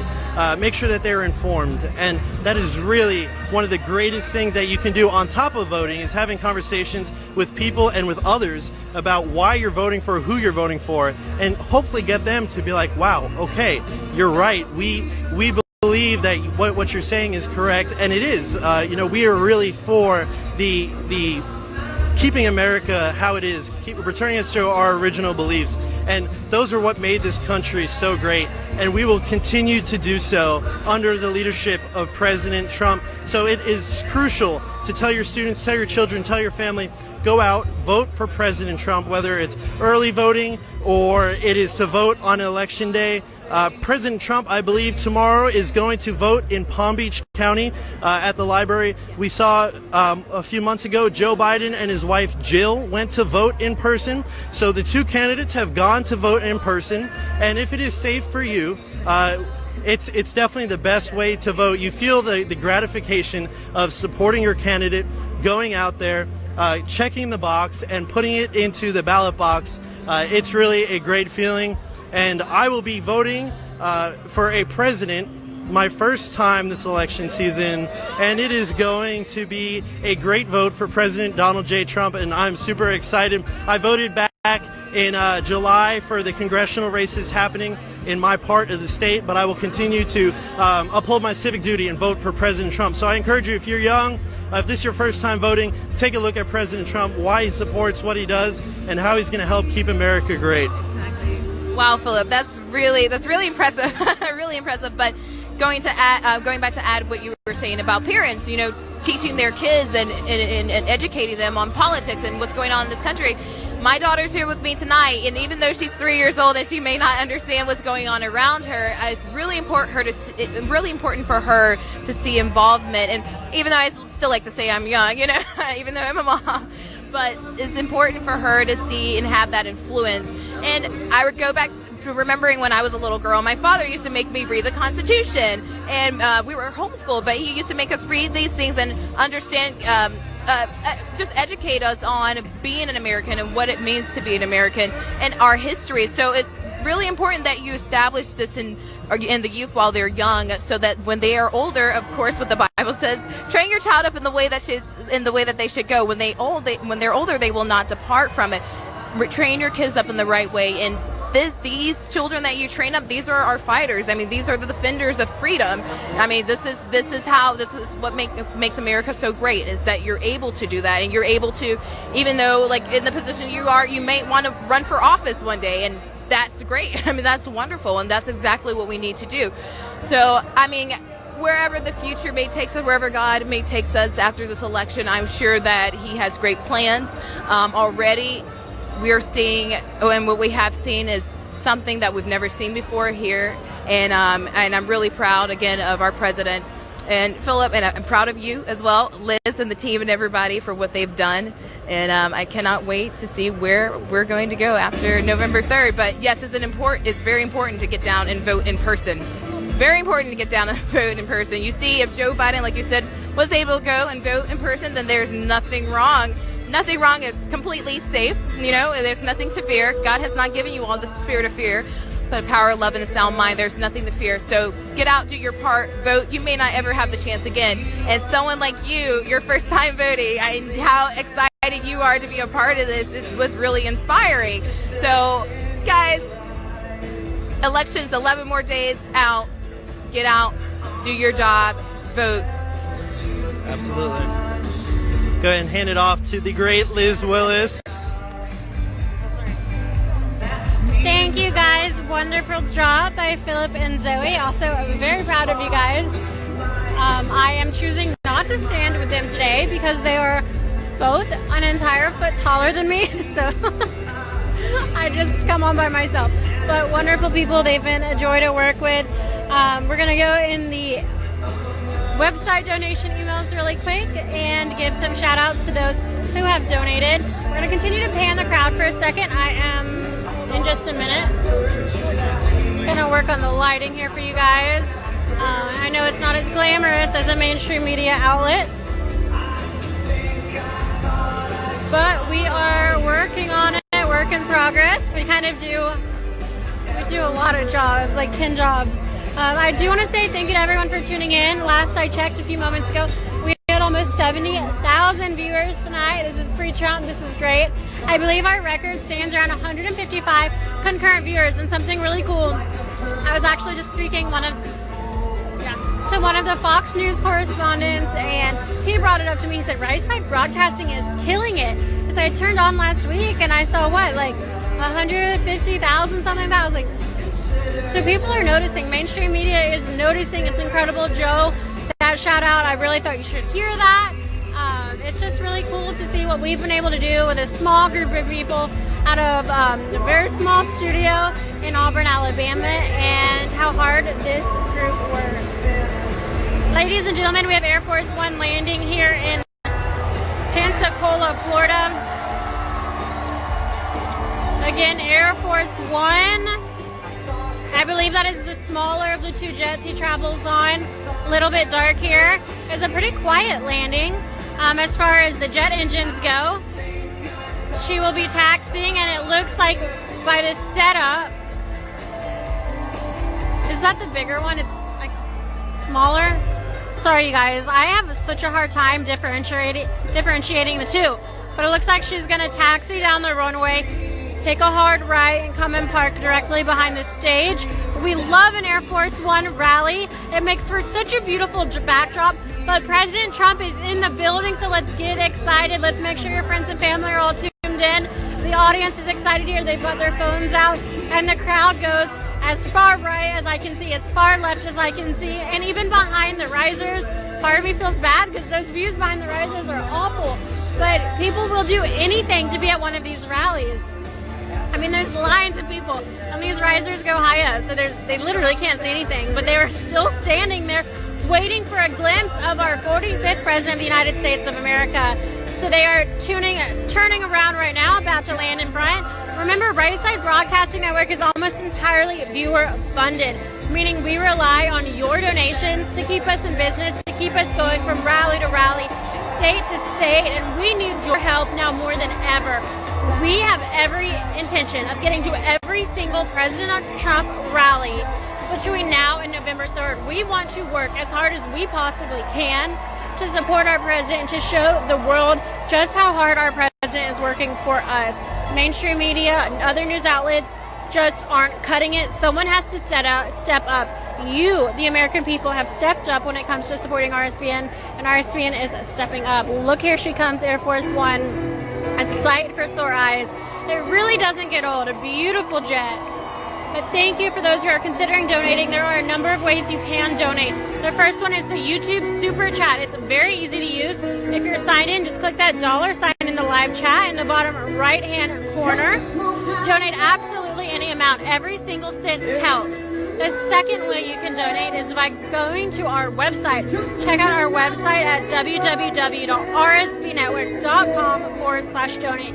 Again, that's www.rsbnetwork.com/donate. That is a tried, true, and trusted source. Your information is confidential. Your donation means the world to us, and it could make or break our ability to get to one of these rallies. So we appreciate it more than you will ever know, and President Trump appreciates it as well. The third way you can donate is by sending a check. This is our non-electronic form of payment for those who want to donate and don't want their information anywhere on the web. We give that. You can send a check to 1550 Opelika Road, Suite 6, Box 344, Auburn, Alabama 36830. We also love reading those letters that are sent along with the checks sometimes, so don't be afraid to tell us what you think. We are here for it. We're so excited to interact with you guys, and you have made this journey possible. You are the reason we are going to get 4 more years of President Trump in the White House. 4 more years fighting for America and fighting for the forgotten people who, under President Trump's administration, are forgotten no more. I want to take this opportunity while we're waiting for the press to deboard Air Force One to say thank you to our partners over at Disney Coins. Disney Coins has been incredible to work with. I cannot talk enough as I'd like to about how great and honest and patriotic of a company they are. They're a precious metals company specializing in both copper and silver coins. These coins come in 1 ounce coins, 2 ounce coins. There's also 4 ounce silver bars, keychains, you name it, they have it. And these coins all have different designs highlighting different moments of President Trump's administration. There is President Trump, Melania's beautiful face. Also, let's give a shout out to our First Lady. She is the most fashionable and iconic and beautiful First Lady in my lifetime. So shout out to you, Flotus. You deserve so much more credit than you are getting, but I recognize it. I recognize you. You're doing a wonderful job. Disney Coins has a ton of different designs. Check them out. Here at RSBN, we are collecting every single design. We hope you'll collect them with us. Be sure to tag us on Instagram and Twitter for reposts of your beautiful photos. Check all of the designs out, and if you find one you love, make sure to use code RSBN at checkout for a percentage off your order. Also worth noting, they are doing a massive MAGA giveaway in honor of President Trump's re-election for the Trump 2020 presidential election. Click the giveaways tab on the left-hand side of the screen. This is historic. These campaigns are something that we may never see again in our lifetime. Make sure that you get your hands on these coins, items that will last lifetimes, gifts that you can give on to other generations. And if you don't have the money in your budget to buy them right now, although they are very affordable, there's something really for every budget. But I know times are tough. So just enter the giveaway. You have nothing to lose. Use your email address. It is super easy. I'm going to hop into the YouTube Super Chat really quick. Just to give some shout outs. So if you have any questions, tag me at Liz Willis. Also, make sure you're following Right Side Broadcasting Network. We are on Twitter and Instagram at RSB Network. The front door of the plane has opened with the presidential seal that is marking where President Trump will deboard Air Force One. The steps are set up, and the next thing we will see will be President Trump entering that doorway and coming down, most likely to God Bless the USA and taking the stage. So we are moments away. Let's see how many people are watching. We have 81,000 watching. Our goal tonight, I'm going to make it right now, 140,000. I want 140,000 people to see what is happening in the Panhandle here in Pensacola, Florida. You guys can help me out. Make sure you share this stream. Looks like on the back of the plane, I don't think we're focused there anymore, but it looks like probably it looks like Kayleigh McEnany deboarding. My vision's not as good as the camera is, but it looks like a beautiful blonde in a white dress. And she normally travels with President Trump to these events.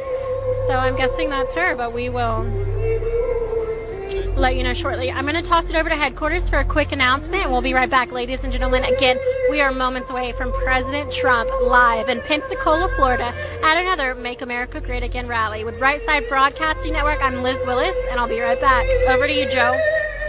All right. Thanks, Liz. We appreciate all the hard work that you're doing. That crew is amazing down in Pensacola. We just wrapped up. This is the last rally of a doubleheader today. We were in the Villages earlier. I just want to remind everybody that tomorrow morning, it's a little bit of an early start tomorrow. We have Lumberton. The governor of the great state of Florida. Here we go. Let's go to DeSantis. DeSantis.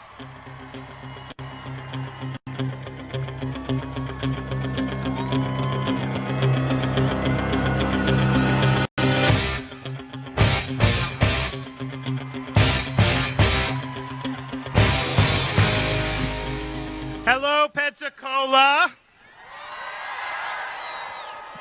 Had a great debate last night. Who do you think won, Biden or Trump?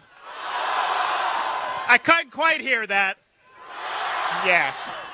You know, 4 years ago, ISIS was rampaging the Middle East, Iran was dominating, and Israel was surrounded by hostile folks. And after 4 years of President Trump, ISIS has been decimated.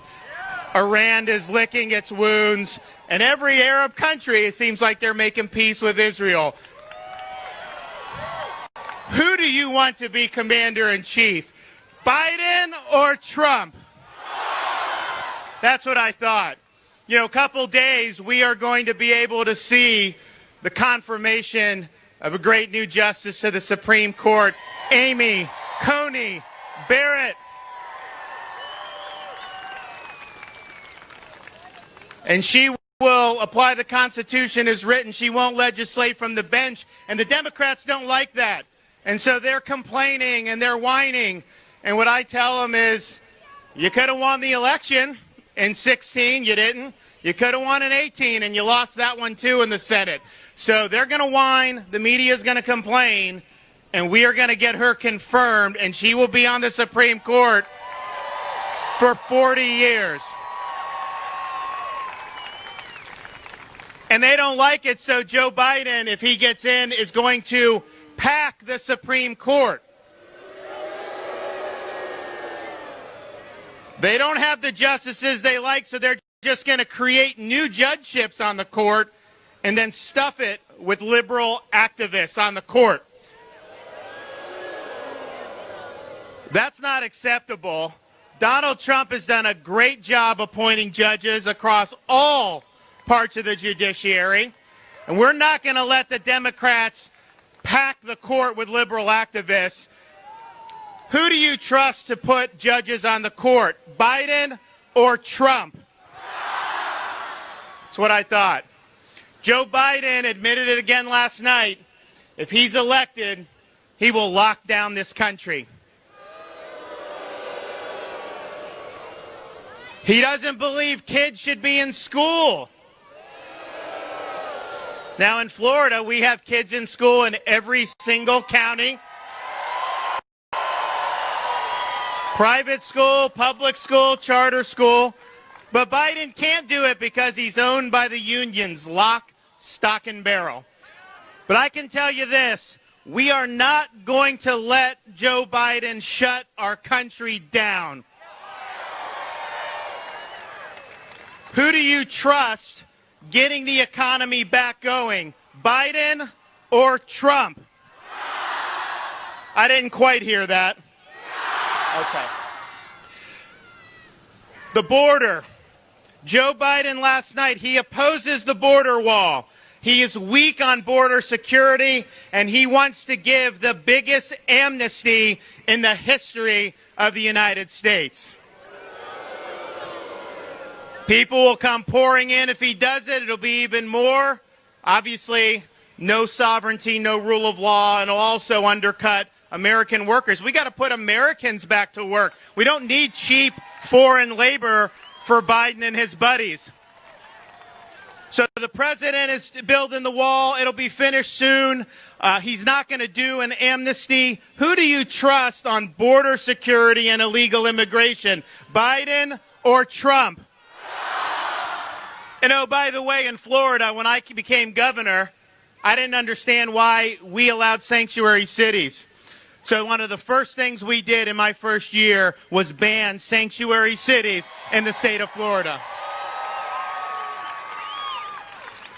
We also need a president who's going to stand shoulder to shoulder with the men and women in law enforcement. And Donald Trump has done that. Joe Biden is not supported by a single law enforcement organization, and no wonder. When riots were breaking out across this country in June, Joe Biden was silent. In fact, people on his campaign were raising money to bail the rioters out of jail. Kamala Harris was raising money to bail them out of jail. And you know that if Biden were elected, Kamala would really be running the show, right? I mean, what I saw in that debate was I saw a crisp, sharp, vigorous president against a has-been career politician, corrupt career politician, who spends most of his waking hours locked away in his own basement. Well, if he's locked away in the White House, then you're going to have every left-winger in America running the show while he's sleeping all day. And we can't let that happen. Here's what I know. Donald Trump stood with law enforcement. When we saw the rioters starting across the country in Florida, I called up the National Guard immediately. We said that's not happening here. But we also know that's not enough. And so I'm proud last month to have introduced something that we will pass when the legislature comes back here. The strongest pro-law enforcement, anti-rioting, anti-looting legislation anywhere in the country.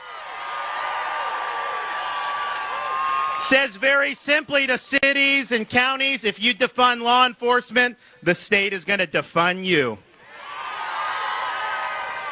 We also say you have a duty to protect people, their property, their livelihoods, and if you don't do that, we're going to hold you accountable and let those citizens hold you accountable for any damages. And we're going to have stronger penalties. You look in Portland, they go out, they break windows, they get arrested, they do a mugshot, and then they're back on the street the next day doing the same stuff. Well, in Florida, you loot, you're going to jail. If you riot, you're going to jail. And if you harm your fellow citizen, particularly our men and women in uniform, you are going to jail.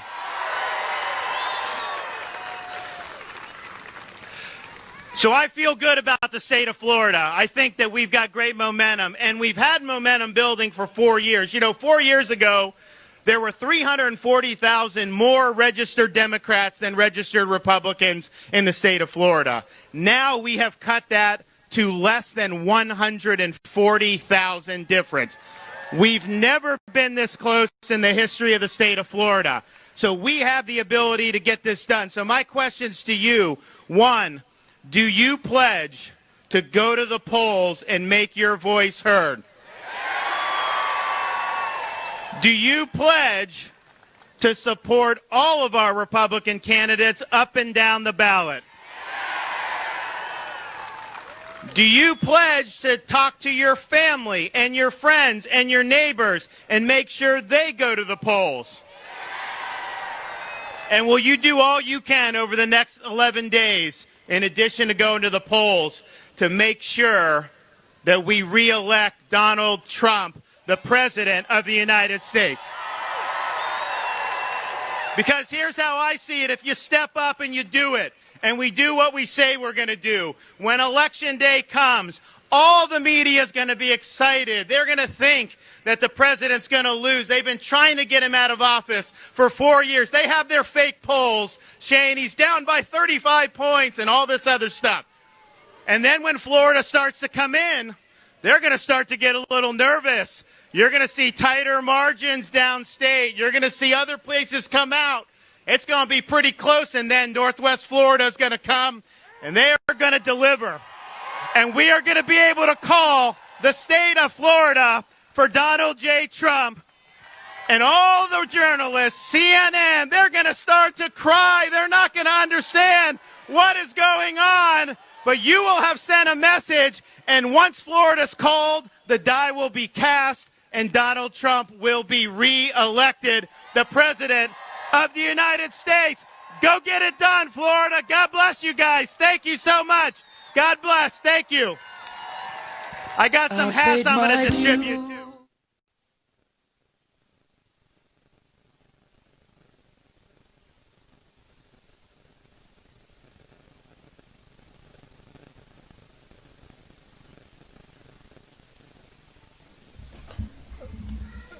All right, remember everybody, tomorrow morning, Lumberton, North Carolina, the early rally, and then we are going to be in Circleville, Ohio, mid-afternoon rally tomorrow, and then we are headed up north to Waukesha, Wisconsin for the nightcapper tomorrow night with Lilith Venetian and Grace Saldana. It's going to be great.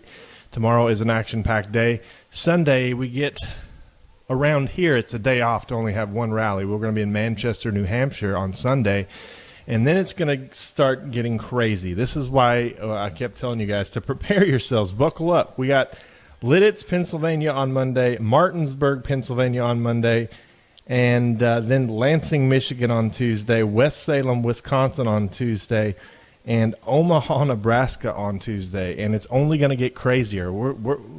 We're in the 2 to 3 day 2 to 3 a day territory. It's only going to get worse. You're going to start seeing 4 a day, 5 a day. I would not put it past this high energy president to do 6 rallies a day when we get to the last weekend before the election. It's that important. We have to go all in. That's what we're doing here at RSBN. We are going all in to help the president win.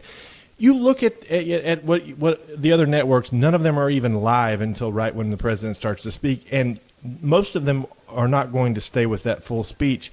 So you get clips, you get snippets here and there, but you don't get the full thing. You have seen the national anthem, the speakers, everything, this entire program here at RSBN. That's what we do. We show you the entire thing and let you decide for yourself what to believe, and we don't tell you what to think here at RSBN. So that's why we're important. That's why we exist at this time, is to in a world where the media is so obviously biased, we're just presenting you with the facts, the truth, and letting you hear for yourself and see for yourself what's going on at these events with the crowd sizes, the full context of the speeches. So that's why right now, at this time in history, Right Side Broadcasting exists We want to be on the right side of history. And we are so small. In fact, we're having a documentary made about us. There's a guy following us around. And when you see, you're going to be so shocked at what we are able to do and the viewers that we're able to get, how we beat mainstream media night in, night out with such few resources.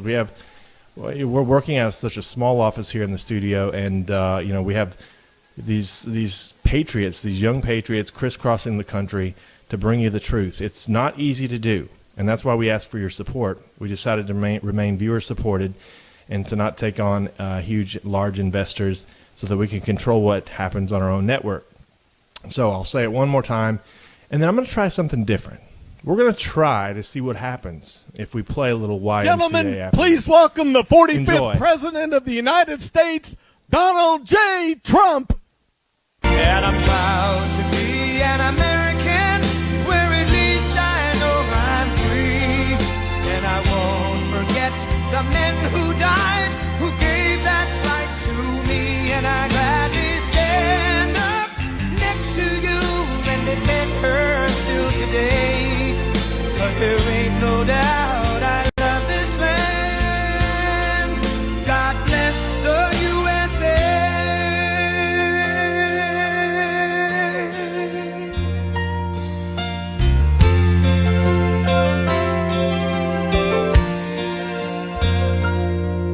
From the lakes of Minnesota to the hills of Tennessee, across the plains of Texas, from sea to shining sea, from Detroit down to Houston and New York to LA, where there's pride in every American heart, and it's time we stand and say that I'm proud to be an American, where at least I know I'm free. And I won't forget the men who died, who gave that right to me. And I gladly stand up next to you and defend her still today. 'Cause there ain't no doubt I love this land. God bless the USA.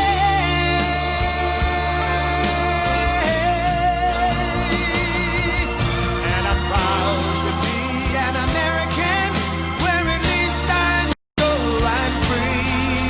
And I won't forget the men who died, who gave that right to me.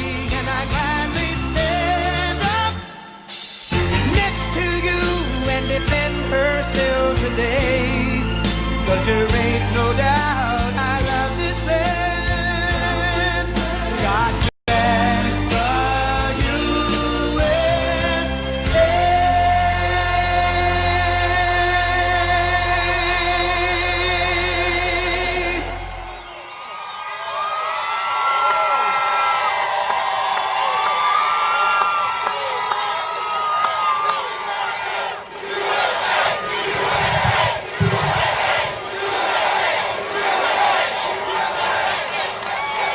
Hello, Pensacola. Hello, Florida. We love Florida. There's something going on out there. You know, there's a big crowd of people. You know, the other side's getting a little nervous. They're a little bit shaky right now. They're saying, this is worse than 4 years ago, they're saying. It's really great to be with you. These crowds are incredible. These crowds are incredible. These crowds are... I mean, you can't see it from here. There are people on that side that go all the way down, longer than football fields. Way over there. We're also joined by many incredible patriots from the great state of Alabama. We got to say, Alabama. We love Alabama, right? Thank you, Alabama.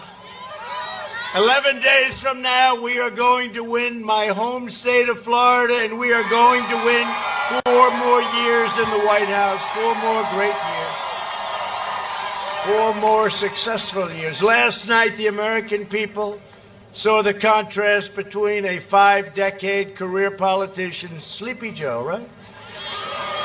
How do you think he did in the debate last night? He was sharp as a tack. who is fighting only for himself, and a businessman who's fighting for you. I'm just fighting for you. Biden works for big tech, big media. They're his boss. They're his boss. They keep it nice and quiet. He's got a scandal, corrupt politician. They keep it out. They don't want to let any story go, and I have to give great credit to a paper called the New York Post. I got to give him great credit. His big donors, I'd be the greatest of all time at raising money, but I don't want to call up every guy on Wall Street and say, you got to give me $10 million. They'd all give it to me. I would have numbers. I don't need the money. Last time, we did it with a very small fraction of the money that crooked Hillary used, right? No, but they were saying he raised a lot of money. That means he's making deals. It's so easy. I work only for the American people. I work only for you. Joe Biden uses his public office to enrich himself and his family. I use public office to bring jobs and wealth back to American workers and American families. With your vote, we will continue to slash regulations, lower drug prices, favored nations. You know what I'm doing? The drug companies don't exactly like me too much lately. Big Pharma. You know what? Who cares? I'm doing the right thing. Favored nations. You'll see numbers 50, 60, 70% lower. This is the first time in 52 years last year where drug prices came down. Not much, 1%, but you know what? First time they've ever come down. But now we're going for the big one. We pay the most of any country in the world by far. We're going for favored nations where we pay the lowest price anywhere in the world to matched. We support our police, our great law enforcement, our police. We protect our Second Amendment, which is under siege, but not with me, it's not. We defend our borders, maintain energy independence. Did you hear Joe last night made a big mistake? He made a big mistake. I said, oh, you're against oil. Well, yes, we would like to get it. Oh, I said, thank you. Texas, are you watching? Right? Pennsylvania, are you watching? Ohio, are you watching? And then today they came, well, actually, we're not really against it. We don't know. They didn't know what the hell happened. No, I think he should have lost about 5 or 6 states with that one. That was not good. It was that was the last question. It looked like he made it. It looked like it was going to be okay. He got off the stage, going back to his basement. And then they hit him with the energy question. They hit him with a thing called oil. And he said, no, we want to wean ourselves off by 2025. I think he meant later than that, but he got the dates mixed up. And somehow they didn't like that in Texas and Pennsylvania and a lot of other places. Even you don't like it. You know why you don't like it? Because you like your gasoline at $2 and less a gallon, huh? You ever think that's like, you know what, $2 and less, that's like a big tax cut, of which you've had the biggest in the history of our country, by the way. Then you want to ensure more products are proudly stamped with the phrase, made in the USA. That's what we're doing. We will deliver record prosperity, epic job growth, 11.4 million people over the last few months. It's a record. A safe vaccine that quickly ends this horrible pandemic, and we're rounding the turn. With or without the vaccine, we have the vaccines, they're going to be great. But with or without it, we're rounding the turn. Normal life, that's all we want, fully resuming. We want normal life to fully resume. And that's happening. Don't forget, we had the greatest year in the history of our country last year. And then we got hit with the China plague, right? We got hit with the China plague. We signed a great trade deal with China. In fact, 3 weeks ago, they bought the largest amount of corn, the largest amount of soybeans, beef, everything. Largest deal ever, largest, because they know we're not happy. We're not happy because what they did to us. You know, they stopped it from going into the rest of China, but they didn't stop it from coming out to the world, us, Europe, the rest of the world. 188 countries, the China plague. But we have the most successful year that we've ever had. Next year is going to be more successful than last year. That's where we're headed. Super big. I gave the largest tax cut in tax reform in American history, and we will cut taxes again for the middle class even more. By contrast, Sleepy Joe Biden will give you the biggest tax hike in history. He's looking to give you the biggest. Think of it. Does anybody have a 401k? Because you can just throw it right out the window if that happens. This election is a choice between a Trump super recovery and a Biden super depression, because that's what you're going to have. It's a choice between a boom and a lockdown. Did you hear him last night? Oh, I'd lock down the country. We're not locking down anything. We're not going to lock down the country. We've learned about the disease. We understand the disease. We understand the disease. I understand it better than you. I had it. What the hell was that all about, right? Sir, you've tested positive. I said, tested positive for what? But you know, the doctors took great care of me. They were great. Walter Reed and Johns Hopkins. I had more doctors than I ever saw in my life. When you're president, you have a lot of doctors. You're laying down, you got doctors all over the place. Their hands are in every part of your body. And I'm saying, I don't like it. But I wasn't feeling great, and they gave me something that was unbelievable. Next day, I wake up and I say, man, I feel like Superman. Rip it off. Let's go. I got to get back to work for the American people. We got to get back. Right? We got to get back to work for the American people. No, it was great. I mean, we've learned so much about this disease, and young people. Barron, my son, Barron. The doctor said, sir, Barron tested positive. Like about 15 seconds later, he said, sir, he's all cured. He just, I don't know. They're young. They have a very strong immune system. What can I tell you? I said, Barron, I'm jealous. As you've heard from his own mouth last night, Joe Biden will delay the vaccine, prolong the pandemic, close your schools, and shut down our country. We're not doing that. We're having a record comeback. And that's despite the Democrat governors not wanting to open up New York, Michigan. You take a look at, Michigan, we won a court case. They said it was unconstitutional. She really ran a tight ship. The only one that was allowed to do whatever he wanted was her husband. Other than that, very tight ship. But North Carolina should be allowed to open up. Pennsylvania should be allowed to open up. You have these governors, they've gone wild. By the way, on November 4th, they'll say everybody can open up. They're doing this to try and deflate the numbers. But the numbers are so good, it won't matter. It's not going to matter. And you're going to see a number on November 1st. It's GDP, a big deal. And the Atlanta Fed just said they project 35%. This is many times higher than any number in history, like 8%, maybe 9%. 35%, because we're coming back. And the reason we can do this is we set up such a strong foundation for the last 3 years. We're coming back, and we're coming back stronger, and next year will be one of the best economic years we've ever had. But Biden would bury you in regulation, dismantle your police departments, dissolve our borders. You don't have borders, you don't have a country, right? Confiscate your guns. Want to get rid of your Second Amendment? If I'm not here, you don't even have a Second Amendment. You wouldn't have it. Eliminate private health care. 180 million people have incredible private health care. They want to end it. Terminate religious liberty. Destroy the suburbs with regulations where they want to put low-income housing projects into the suburbs. I don't think so. That would be the end of the American dream.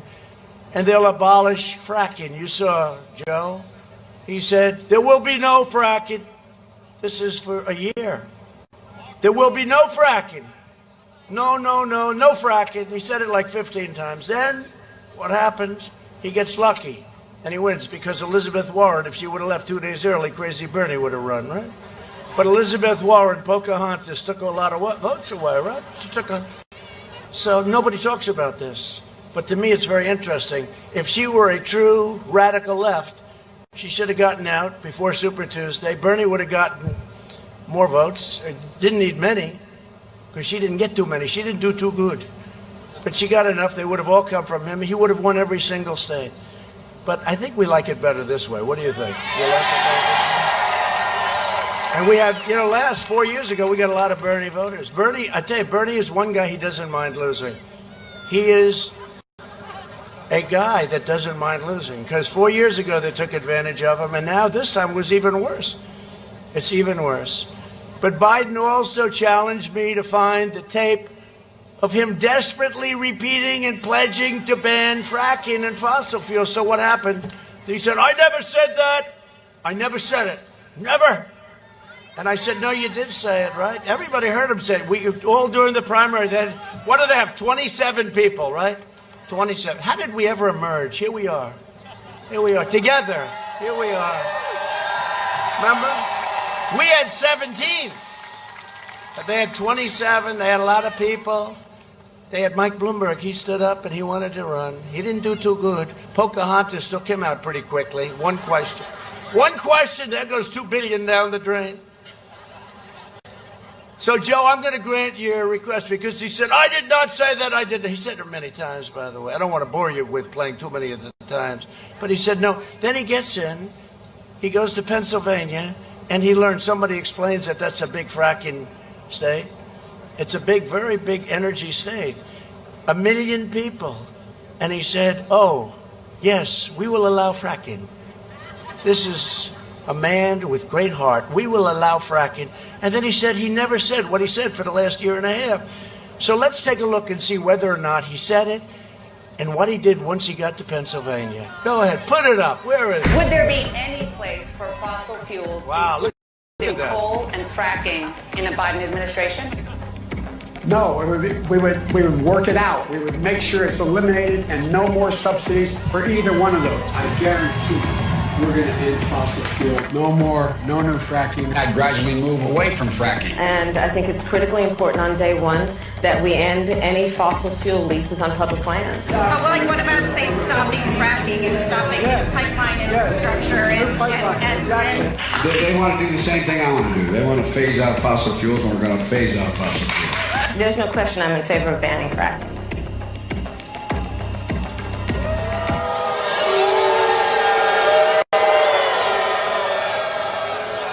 Now, we have about 15 other ones, but we can't bore you.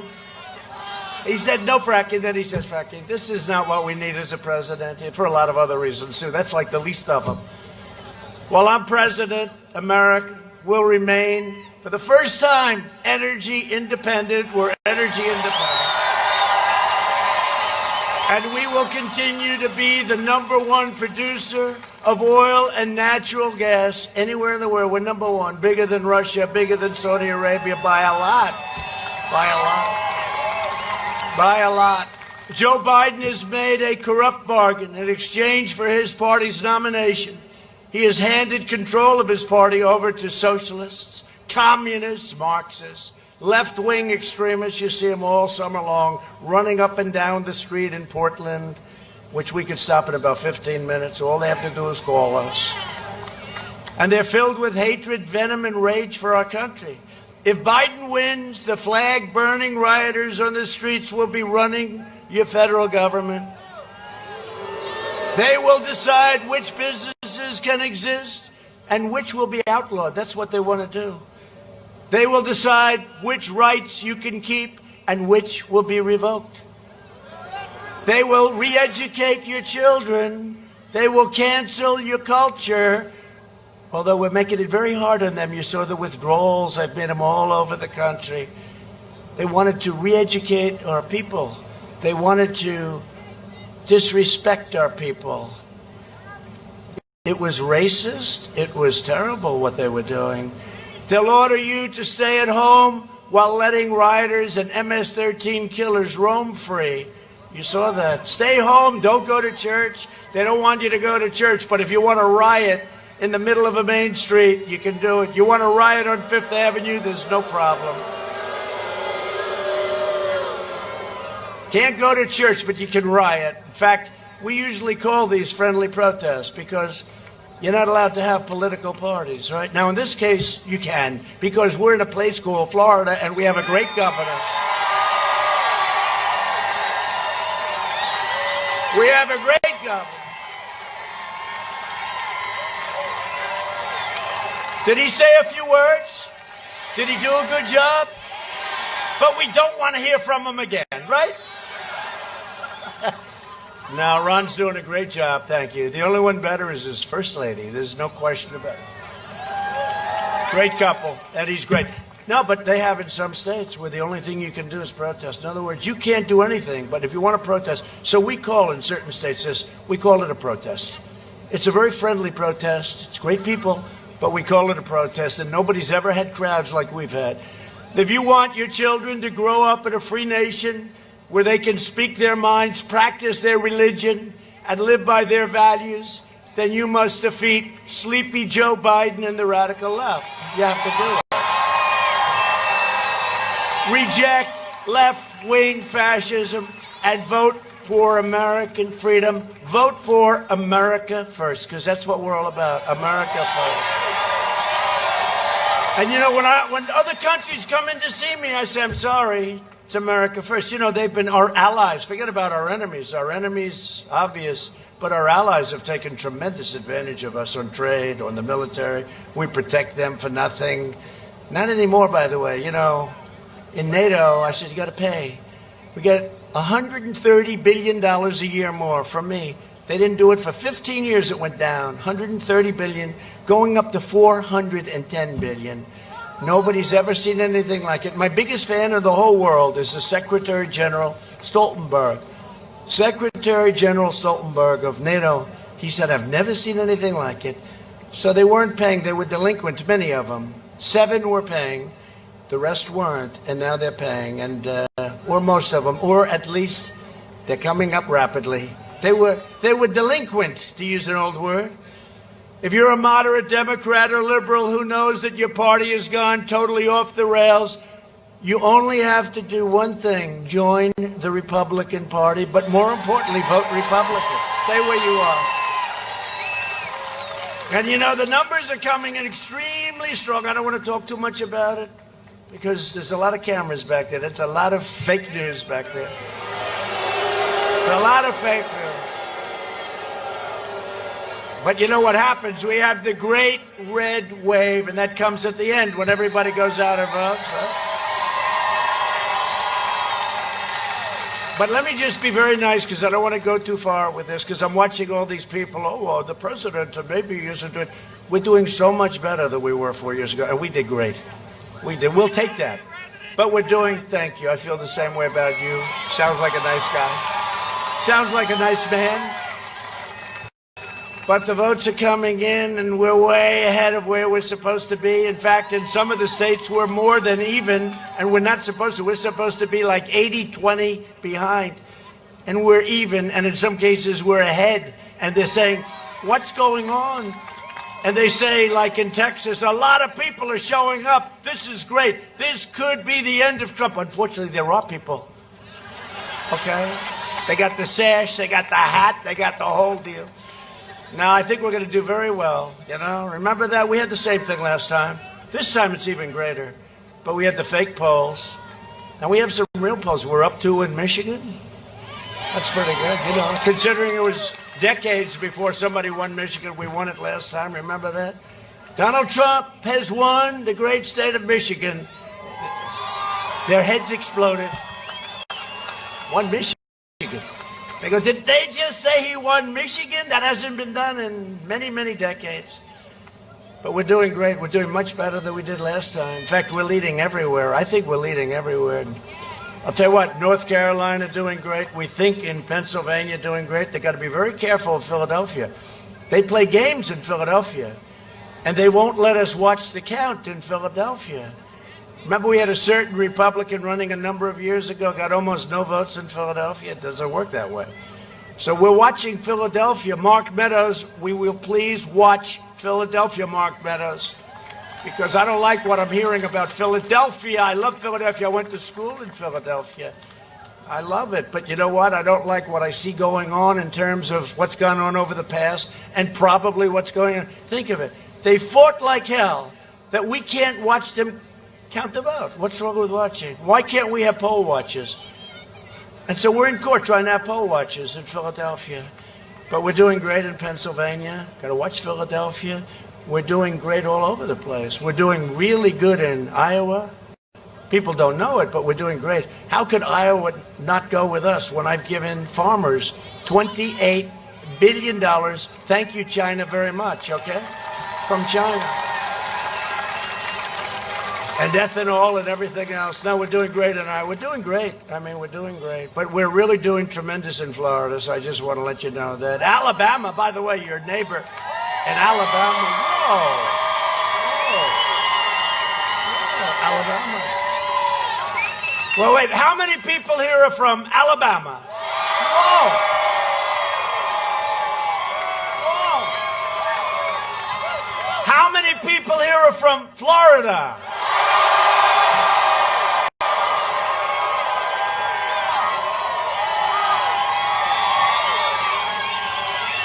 Alabama has been great. I'm up so much in Alabama, right?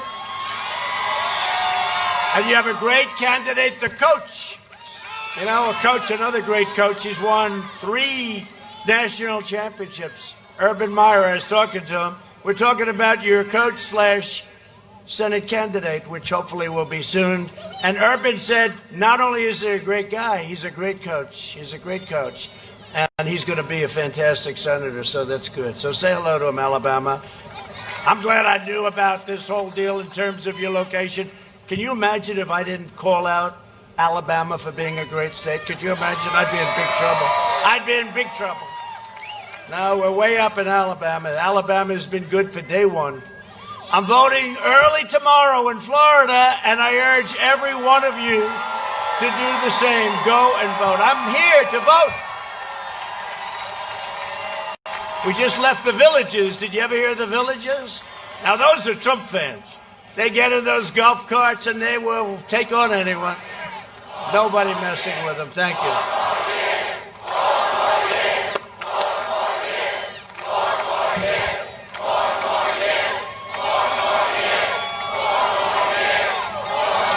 The first thing, crazy Nancy Pelosi and crying Chuck. Have you ever seen Schumer? Every time he wants to put on, he cries. We call him Crying Chuck, but I've known him I've known him so long. I gave him one of his first contributions, maybe his first. Can you believe it? A long time ago. I've known him for a long time. I never saw him cry. He only cries in front of a large crowd. It's an amazing thing. But the first thing that Biden and Crazy Nancy and Crying Chuck, first thing they do, they'll want to pack the Supreme Court of the United States with radical left judges who will eliminate your Second Amendment. Now, by the way, if you're pro-life, they will wipe that out so fast, they'll wipe out every one of your rights. They're going to pack it. They're going to pack your court. They're going to get rid of the filibuster. They're going to do things like you wouldn't believe. They're going to add D.C., so they'll pick up another couple of senators, right? They'll add D.C. and a congressman or two. No, we can't let it happen. We can't let it happen. You know, one of the reasons they say I got elected was because I put out a list of 25 great conservative judges. And a lot of people, they said 22% of the people voted for me. I never believed that, but the fact is, I guess it must be so. But Joe he won't even say whether or not he's going to pack the court. You know why? Because he has no idea. Other people are telling him, Joe, you're going to pack the court. Okay, yes, sir. And Joe, he doesn't know. You know, you could have 16, 18, 19, 20, 21 judges. It's crazy. He's got to give us a list because nobody ever says this. They say you got to say about packing. You can't vote for him if he's going to pack the court. And you can't vote for him unless he gives a list where he swears that he is going to take people only from that list. And it has to be a sane list, not a radical left crazy list. And he's not even, people aren't even talking to him about that. He has no idea who he's going to put on. How about if you had a Supreme Court with radical left judges? We would have an entirely different country. So he's got to give us a list and he's got to talk about it, you know? They didn't want to talk about it last night at the debate. They should have mentioned. How did I do last night, by the way? Okay.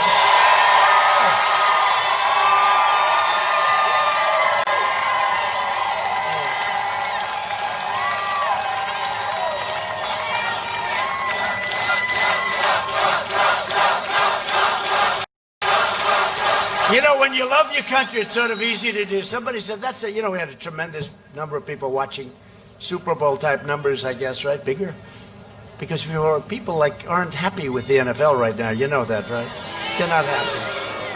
They're not happy, but hopefully they'll be starting to respect our flag and respect our country. That's starting to happen. Look at basketball. The finals were down 71%. You know why? Because people want respect for our nation, for our flag.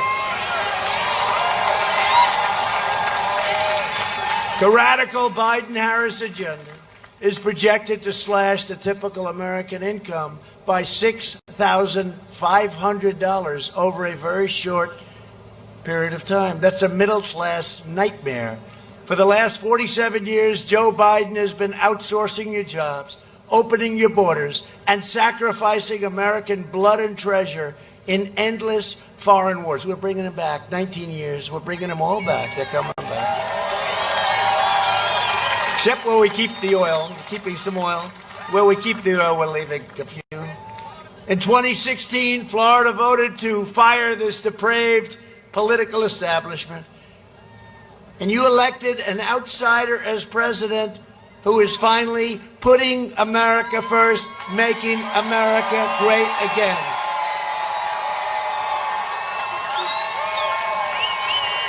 And you've seen over the last 2 weeks, Joe Biden is a corrupt politician, and he's compromised, fully compromised. China is desperate for Biden to win, because if Biden wins, China wins. And if China wins, China will own America. They will own, and they're not playing games.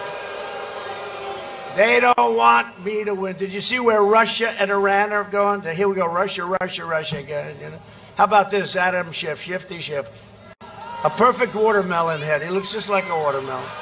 He goes, I believe that the laptop was conceived and dedicated by Russia. Everyone say, Russia again? Oh, Russia again? No, it's not Russia. DNI, they came out, they said, not Russia. But you know what it is? I call it the laptop from hell, right? There's more stuff in that laptop, and they say that you haven't seen anything yet. This corruption is exactly why I decided to run for president in the first place. One of the reasons. For years, I watched one betrayal after another as politicians like Joe Biden sold out American workers at every turn, shattering the lives of millions of American families while their families they just raked in millions of dollars. Biden goes to China, the son comes in, takes $1.5 billion to manage. He goes to Ukraine, right? He gets $183,000 a month to sit on a board. Well, he must have vast energy knowledge. No, he doesn't know anything about energy. This young person right in the front row knows more about energy than he does. And then Biden says, we're not giving you $1 billion. We're not giving you the $1 billion unless you get rid of the prosecutor that's investigating this company that my son's on, and unless you get rid of this prosecutor that's looking into my son. And they say, what do you mean? We're not giving you the $1 billion from the United States. And they get rid of the prosecutor. He goes, whoa, let them have the money. And that's okay. That's not okay. That's not okay. And there are many other instances. This is corrupt and corruption like nobody's ever seen.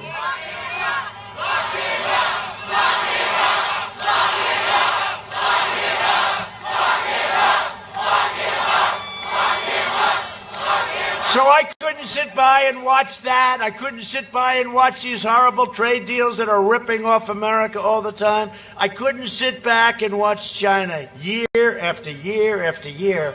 Hundreds of billions of dollars they made. And we have a much different attitude toward China now. Much different.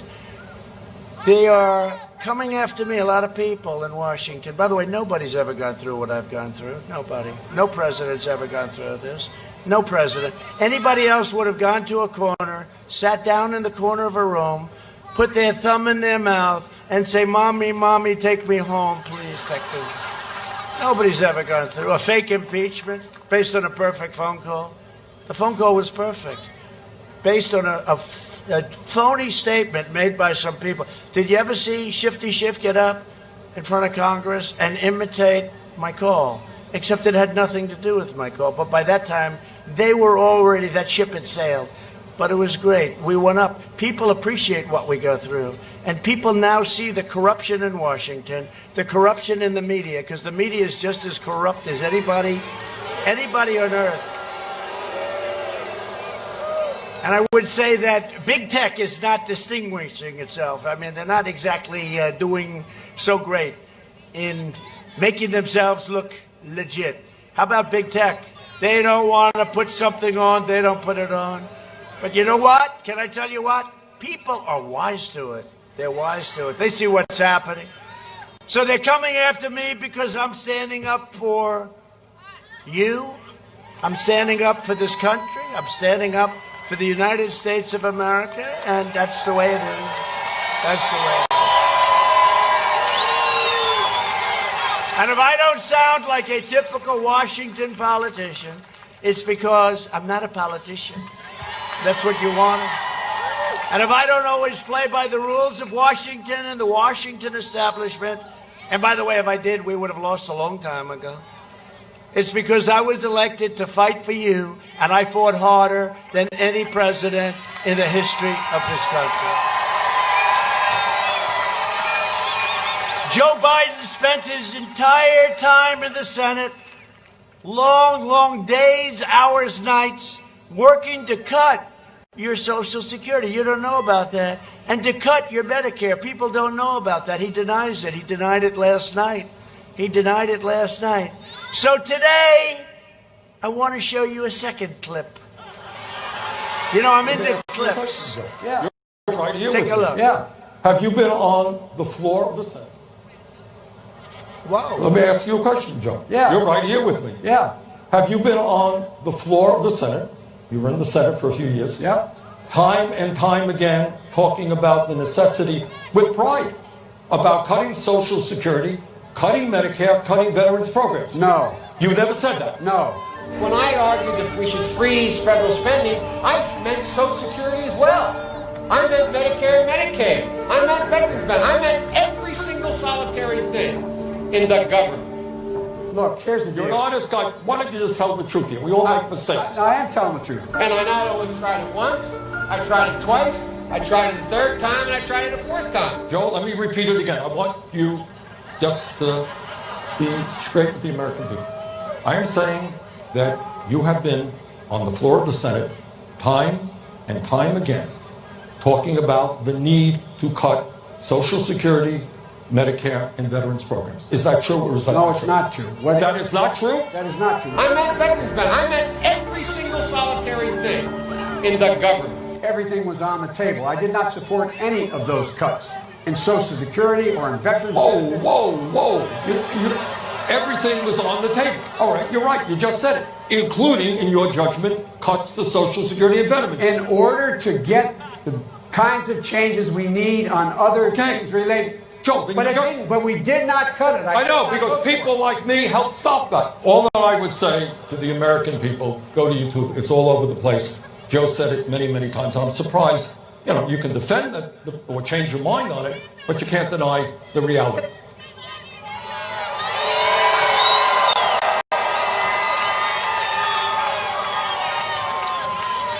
So when I said last night he tried to cut Social Security, he said he didn't. Just like he said he never talked about fracking. Look at that. There it is. There it is. Thank you, Bernie. I appreciate it, Bernie. Thank you very much. Bernie Sanders, everybody. The great Bernie Sanders. As president, I will always protect your Medicare and I will always protect your Social Security, okay? One of the issues most important to me is taking care of our great, amazing veterans, and we have a lot of them here tonight, right?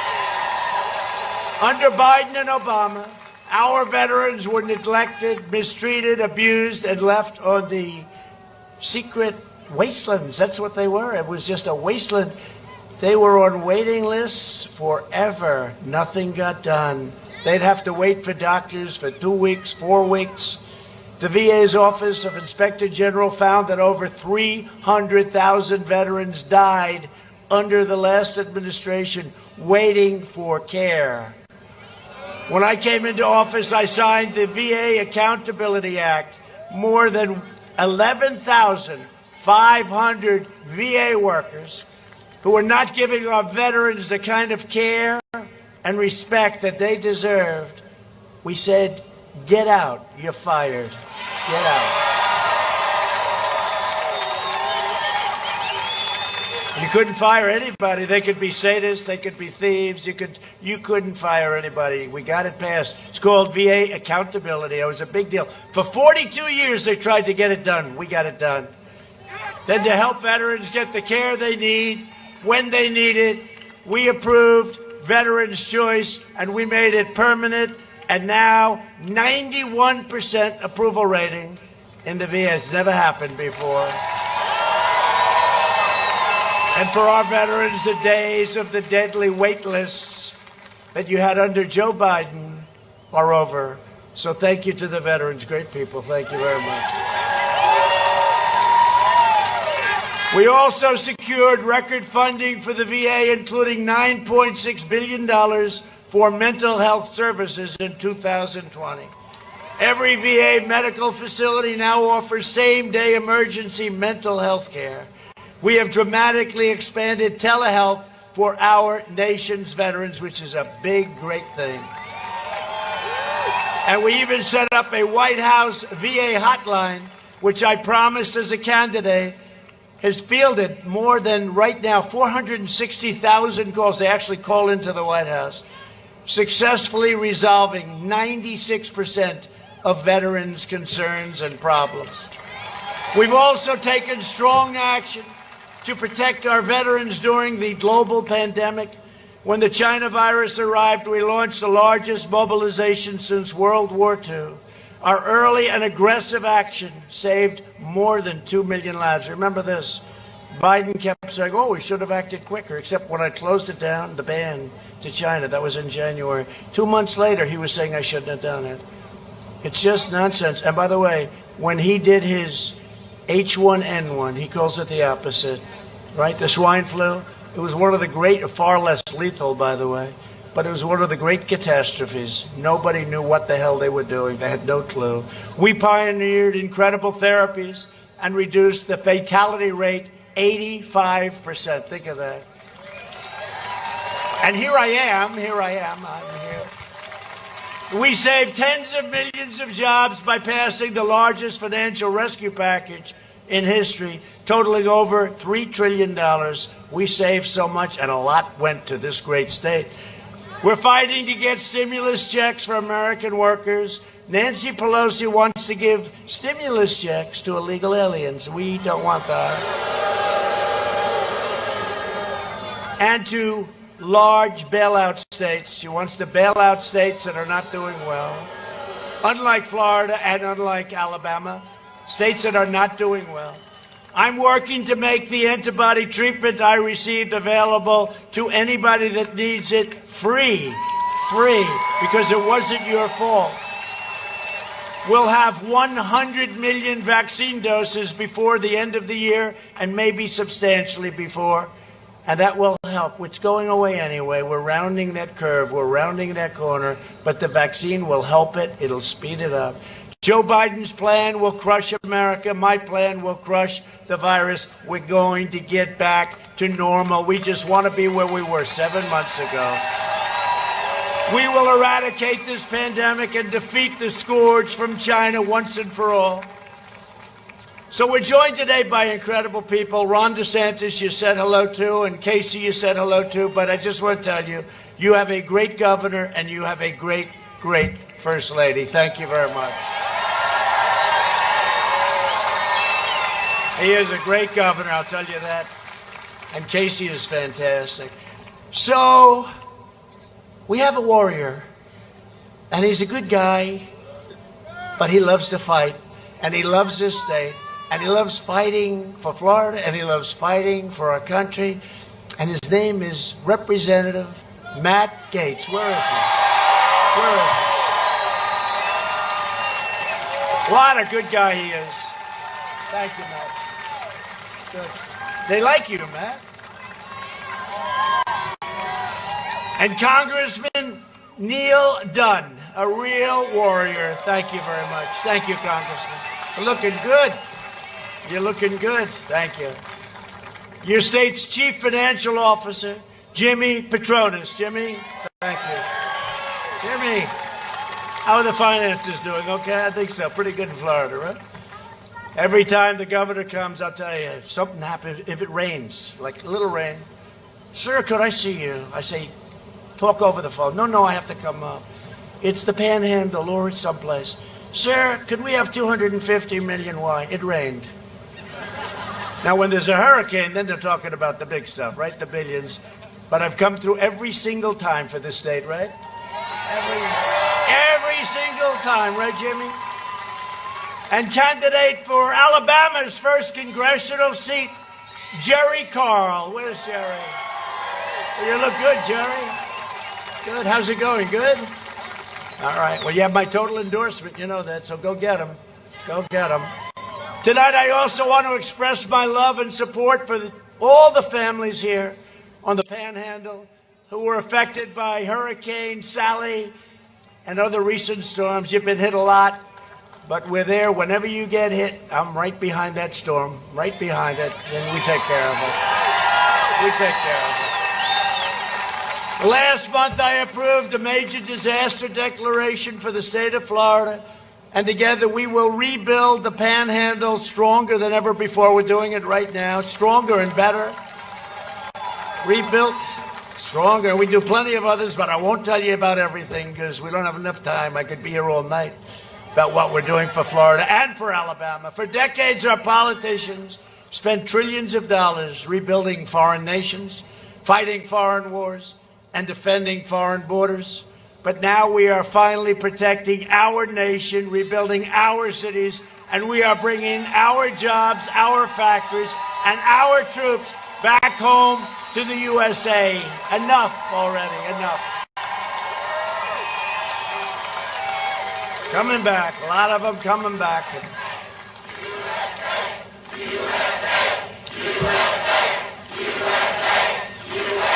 They're coming back, our troops.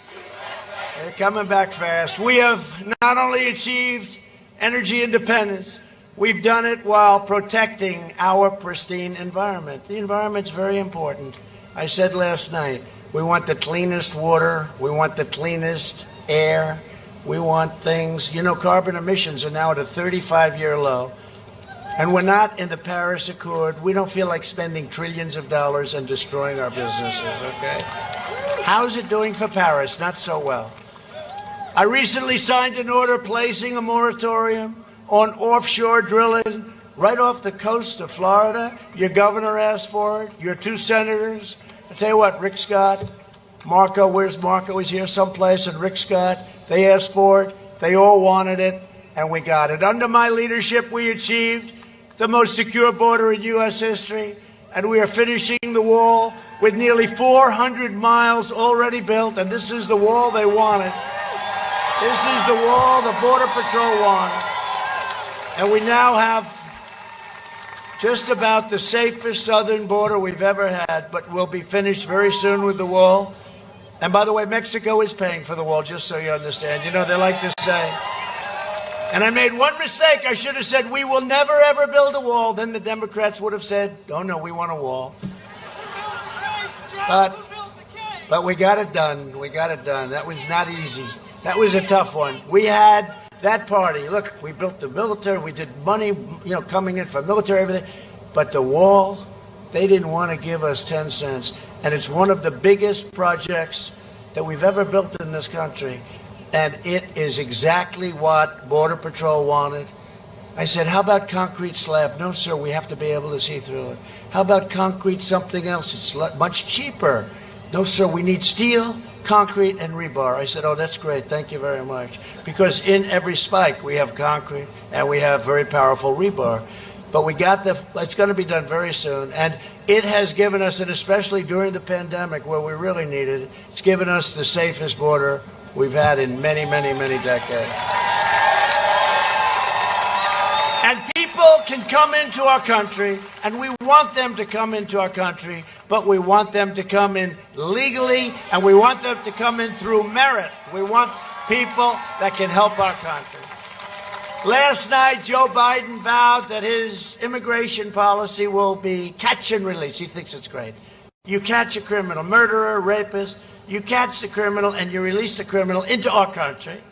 And you say in 4 years you have to be back for a court case, right? But they never came back. We had an argument. It turned out to be right. He said, and then they come back. I don't know what he was thinking. I don't think he had a clue. He said, and then they come back and they go to trial. Isn't it wonderful? No, Congressman, not too wonderful, right? Catch and release, not easy. I ended it because what happened is nobody ever came back. I said last night, only people with an extremely low IQ came back. They didn't come back. Why would they come back? They're free in our country. So we ended that, and we ended plenty of other things like that. In other words, he wants totally open borders, as the Democrats do. And if you have open borders, if you don't have a border, you don't have a country. You no longer have a country. It's the most radical immigration proposal in American history, perhaps anywhere in the world. Other countries have borders. We fight for other countries to help them with their border, and then we don't protect our own border. No, it's not working that way. It doesn't work that way anymore. Number one, we're letting other countries fight for their own borders, which is also good. If Joe and Kamala are elected, it will trigger a tsunami of illegal immigration, the likes of which you've never seen. Millions will come from scores of countries all over the world to take advantage of us. No community in the United States will be spared. To serve his donors, Biden last night pledged mass amnesty within the first 100 days. He wants to give mass amnesty. Tens of millions of people. He wants to give priority to illegal aliens. My priority is to American workers and to America's great citizens.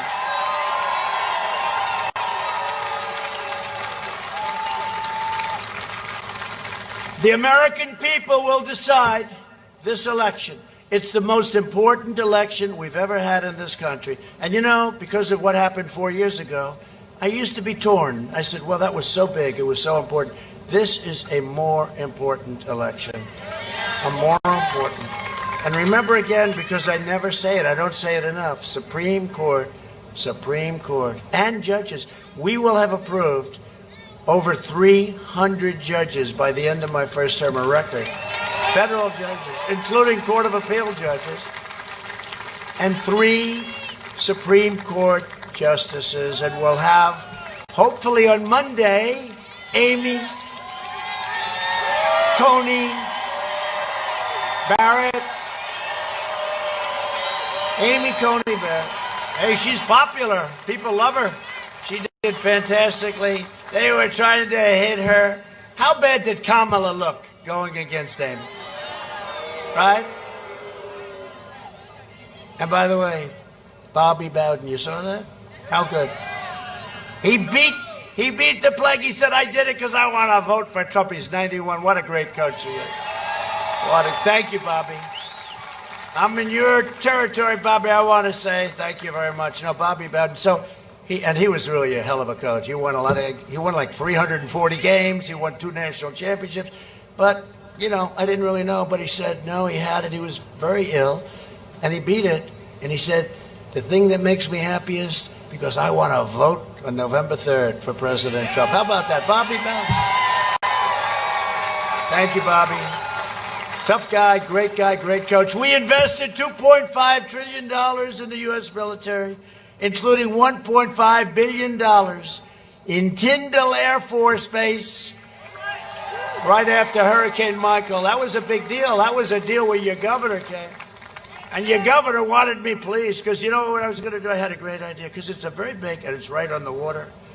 And I said, you know, being a developer, I said, you know, this land, for an airplane, the way we make them today, they go so quick. You can be over this area like in about 2 minutes. What we'll do is we'll sell this to the developers for billions, right? Right on the water, right on the ocean, right? We'll sell it for billions of dollars. You don't need this good a location because it was wiped out. And we'll build inward a little bit. We'll buy some land for 2 cents. And we'll build a new, beautiful airport because it was really wiped out by Michael. I think it was by Michael, right? And your governor didn't like that idea. He wasn't thrilled. I said, "Look, this is a great thing. We can make a fortune." "No, I don't like it." So I said, "All right, the heck with it." I then visited a general and a colonel, and we had all sorts of people, and they all wanted to be there. So we rebuilt it, and now it's thriving again, right? It's thriving again. Yep. Tyndall. We killed the leader of ISIS, al-Baghdadi. They've been looking for him for years. We took out the mass murder of American troops and many other people. Soleimani is dead. Bad guy, bad guy. I withdrew from the last administration's disastrous Iran nuclear deal. They paid $150 billion for nothing. They then gave $1.8 billion in cash. Cash, $1.8 billion. You ever see what that looks like? I recognized the true capital of Israel and opened the American embassy in Jerusalem.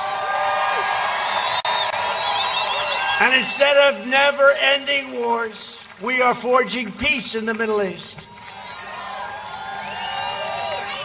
And did you see what happened today, right? Did you see it? Sudan, another country that just came into the deal. Peace, you know what this is? Peace in the Middle East without blood all over the sand. It turns out I'm the candidate of peace. Do you believe it? Everybody said Trump will be in war. Remember, we were going to go into war with North Korea, whatever happened. We get along. I get along. I get along with him. He's a little different, and that's okay. I guess I am too. But President Obama said the biggest single problem the country has, this is when I first took office, sitting down, the 2 chairs, yellow chairs, sitting down. The biggest problem. I said, what's the biggest problem? He said, North Korea. And he felt we were going to go to war in North Korea. In the meantime, where's the war, right? Where's the war? And it's just sort of all going to work out, you know? I said, did you ever call him? No. But actually they did. They wanted to meet, and they couldn't get a meeting. And we've met, as you know, and we just, look, I don't say what's going to ultimately happen, but that was 3.5 years ago. And I have a feeling it's going to work out just fine. Biden is a candidate of endless war and needless death. I did more in 47 months than Sleepy Joe Biden did in 47 years. A vote for Republicans is a vote for safe communities, great jobs, and a limitless future for all Americans. A vote for Republicans is a vote for the American dream, not the American nightmare. Look at all those people. Look at all of those people. Someday I'd love to be able to make a speech where there are no cameras. I can just speak and just relax. Take it nice and easy, have a lot of fun. Because if they ever catch you making even the slightest mistake, it's headlines. Headlines all over the world. You know, I said one thing the other day. I said, suburban women, please love me. Please. I beg you. Please. Because you see, suburban women, I have saved suburbia. I've gotten rid of the worst regulation. Thank you. Suburban women.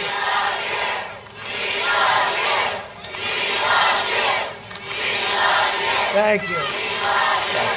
No, but I said kiddingly and sarcastically, how suburban women, please love me. Look, I've gotten rid of the worst regulation. It's a terrible thing what they want to do to suburbia. You're going to have crime. You're going to have low-income housing right next to your beautiful house. It's not good.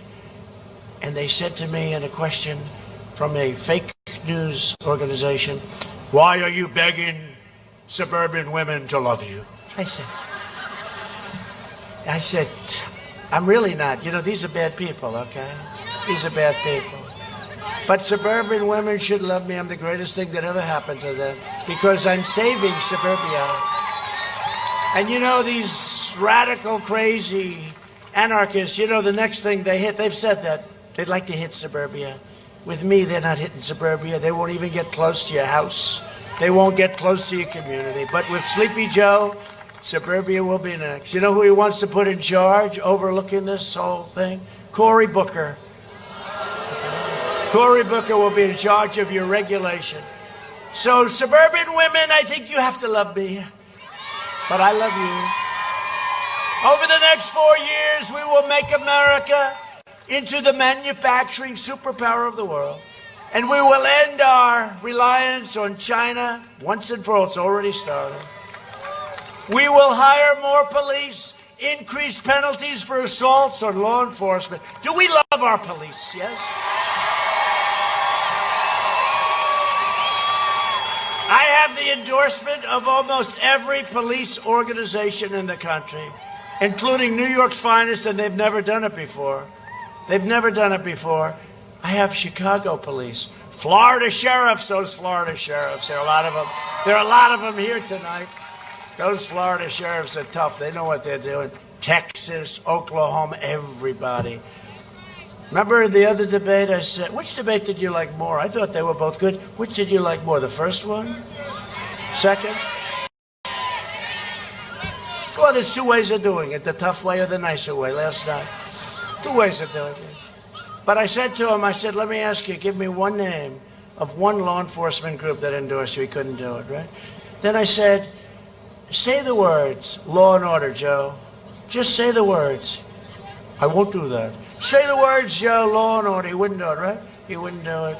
So if that's what you want as your president, you're not going to have a country for long, okay? Remember that.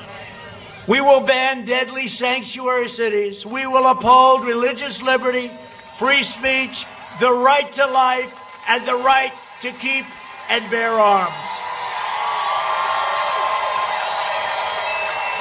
We will always stand with the people of Cuba, Nicaragua, Venezuela, and their righteous struggle for freedom. We will stand with the people of Colombia. We're working very closely with them in their fight against the narco-terrorists. We will strike down terrorists who threaten our citizens. And we will keep America out of endless foreign wars.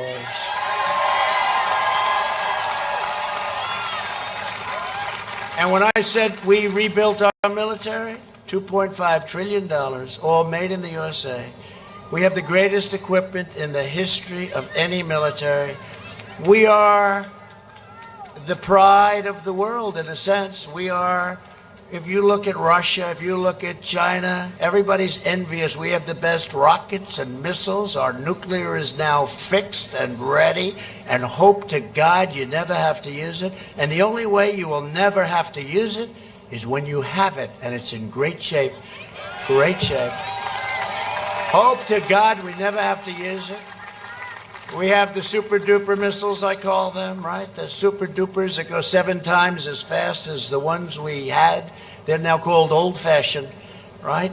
We have equipment that nobody's ever had before. No country has ever had what we have. We have the F-35. We have brand new, which is super stealth, right?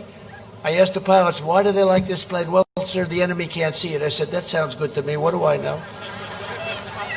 But we have new tankers. We have new everything. We have the greatest new military we've ever had. And you know what? Let's stay out of the wars. But we'll build it up stronger and better. And we will have peace through strength.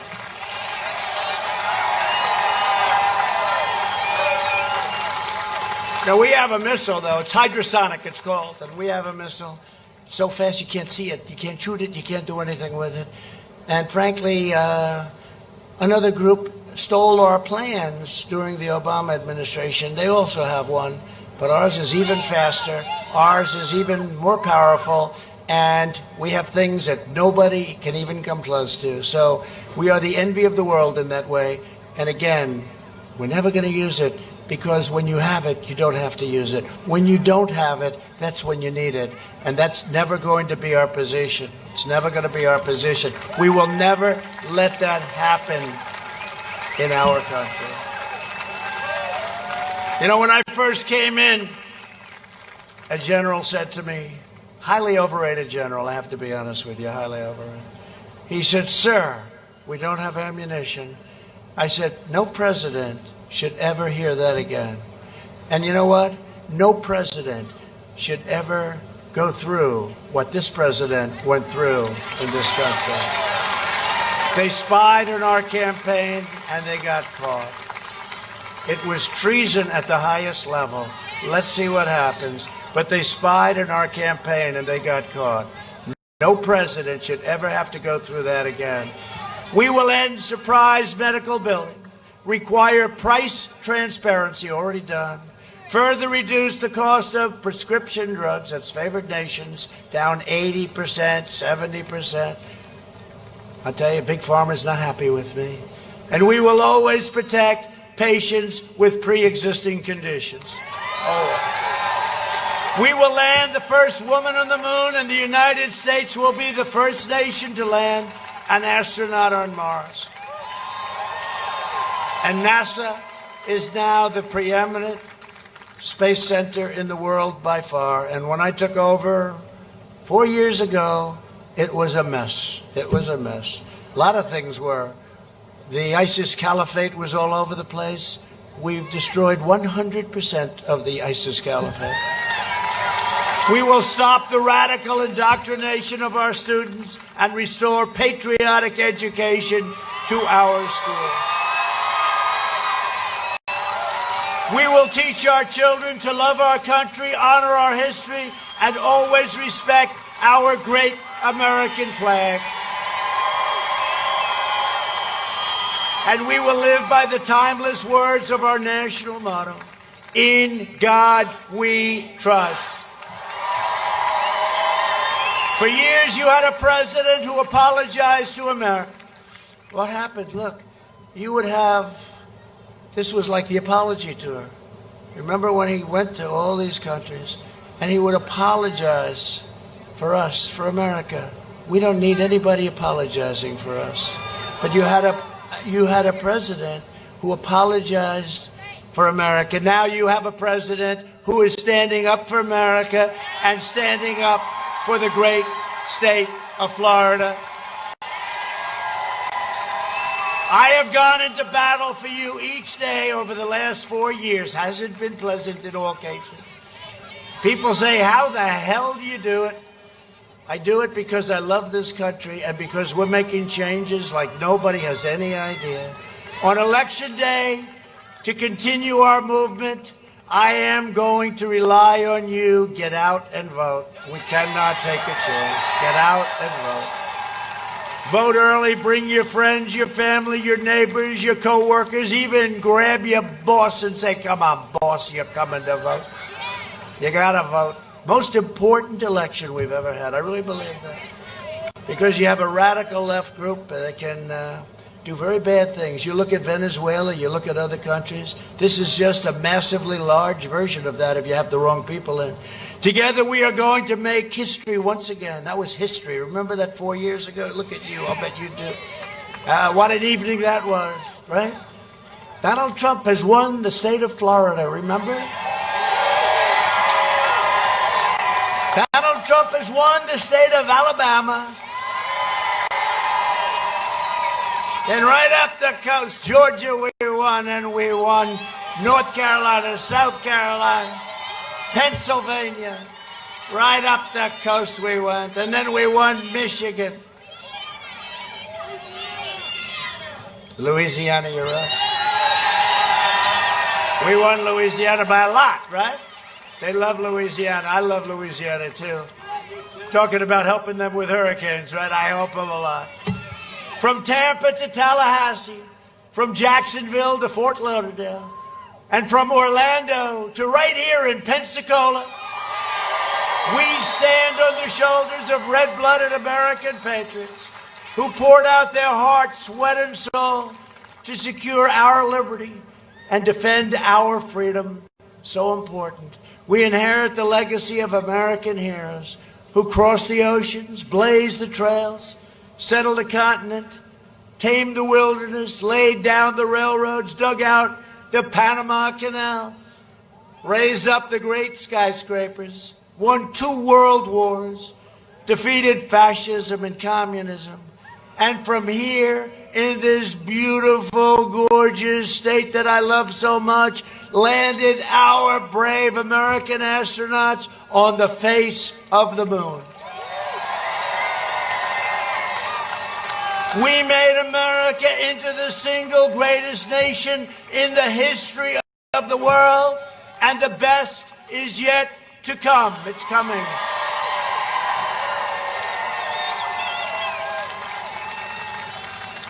But not if you allow somebody to raise your taxes, because they're going to raise your taxes, and that's going to be it.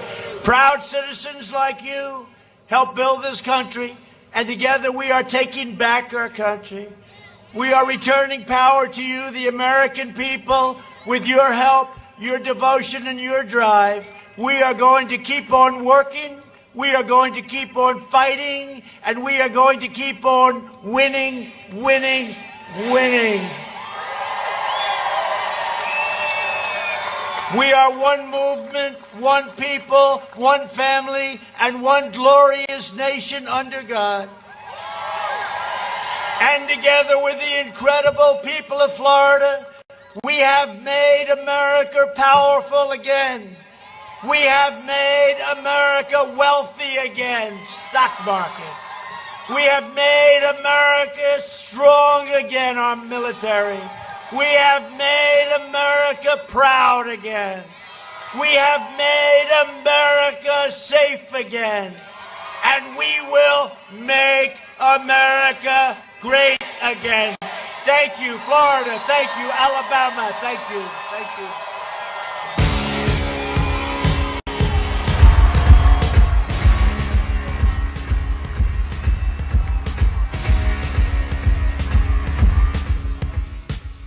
The President of the United States wrapping up there in Pensacola, our second rally of the doubleheader tonight. Don't forget tomorrow morning, early, join us tomorrow at 10 a.m. Eastern Time for coverage from Lumberton, North Carolina. Then tomorrow midday, I think 4:30 Eastern Time, we're going to be in Circleville, Ohio, just outside of Columbus.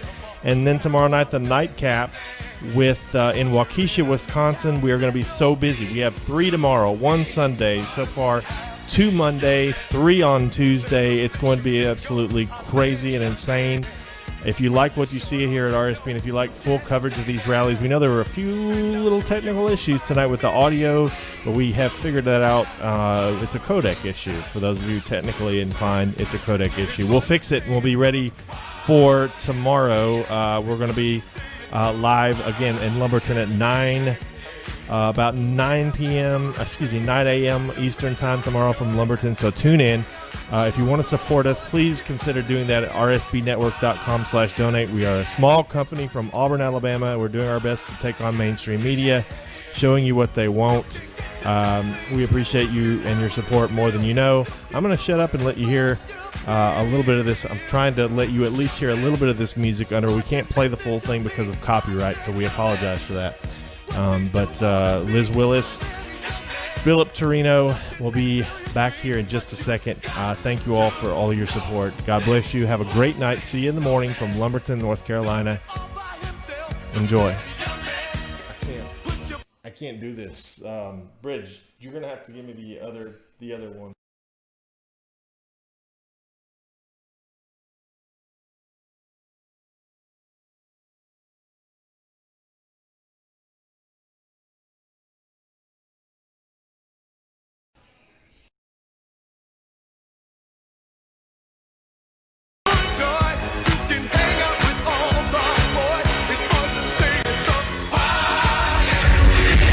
Welcome back to Right Side Broadcasting Network. We are live here still at the conclusion of President Trump's Make America Great Again rally in Pensacola, Florida. He has just wrapped up his speech. He was brought on by Florida Governor who opened the speech for him today, and then President Trump brought the crowd to a grand finale with YMCA. He just walked off dancing. What did you think of tonight's rally? I think tonight was absolutely fantastic.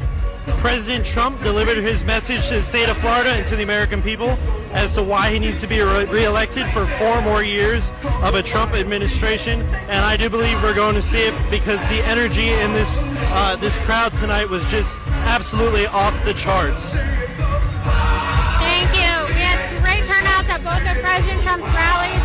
He started at the Villages at 4 p.m.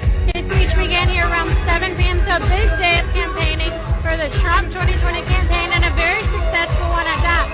We want to say thank you for watching Right Side Broadcasting Network. Don't tune out just yet. We are still alive. We're still here. Still have a lot of excitement behind us.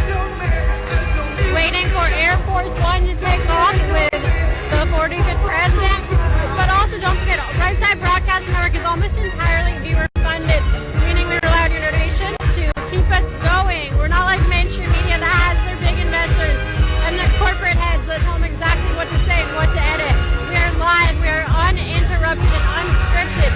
Your donations are what allow us to stay in business and to broadcast these incredible and exciting rallies. There are a number of ways you can support Right Side Broadcasting Network. One of the easiest is to make sure you are constantly sharing our stream, following us on social media. I'll get into that, but one of the most important is to donate to us financially. Again, we rely on your donations. There are a number of ways you can contribute to Right Side Broadcasting Network for your donations. The first one is the YouTube Super Chat. So you can click the dollar sign in the YouTube Super Chat, donate absolutely any amount. We'll be reading some of those off in just a second. You can also donate via the website. That's www.rspnetwork.com/donate. Again, that's www.rspnetwork.com/donate. The third way is by sending a check. So this is the non-electronic form of donation. You can send a check to 1550 Opelika Road, Suite 6, Box 344, Auburn, Alabama 36830. I also want to say thank you to Disney Coins. They've been our partners for today's rally. They're absolutely incredible. We cannot praise them enough. They're a precious metals company specializing in silver and copper coins. They come in 1-ounce coins, 2-ounce coins, 4-ounce silver bars, keychains, you name it, they have it, and they want to put it in your hands. So check out all of their designs here at Right Side Broadcasting Network. We are collecting all of them. We hope you'll join us. Once you get them, be sure to tag us on Instagram and Twitter so we can repost your photos.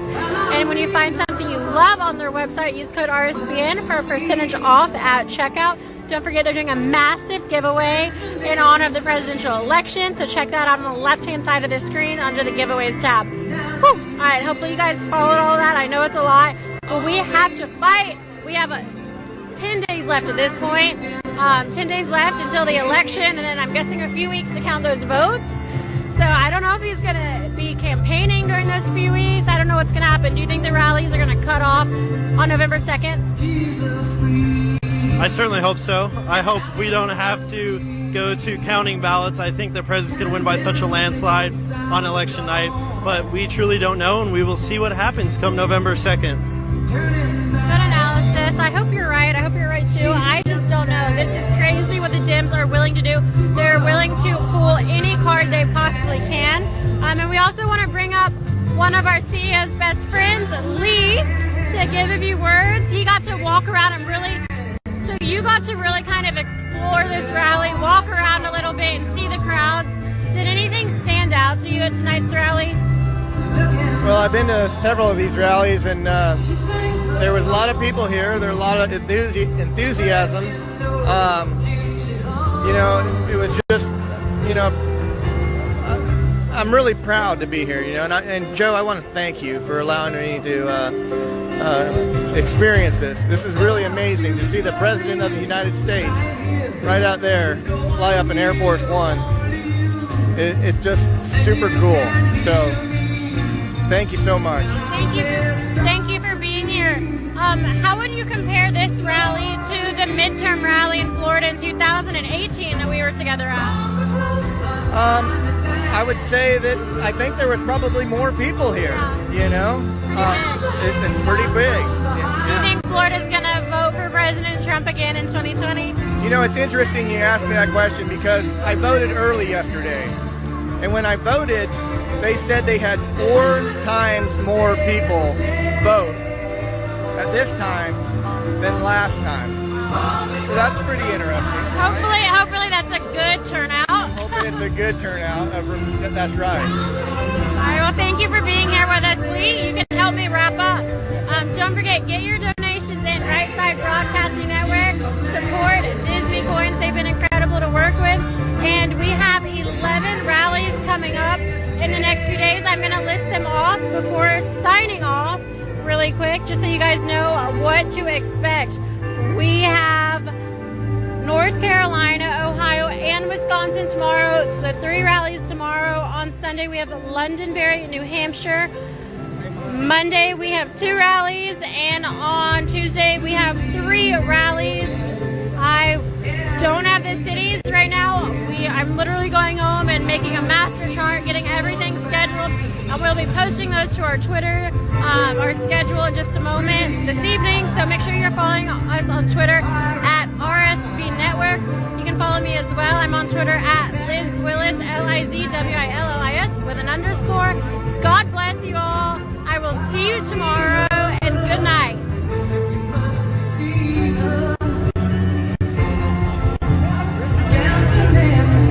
Ooh, good timing.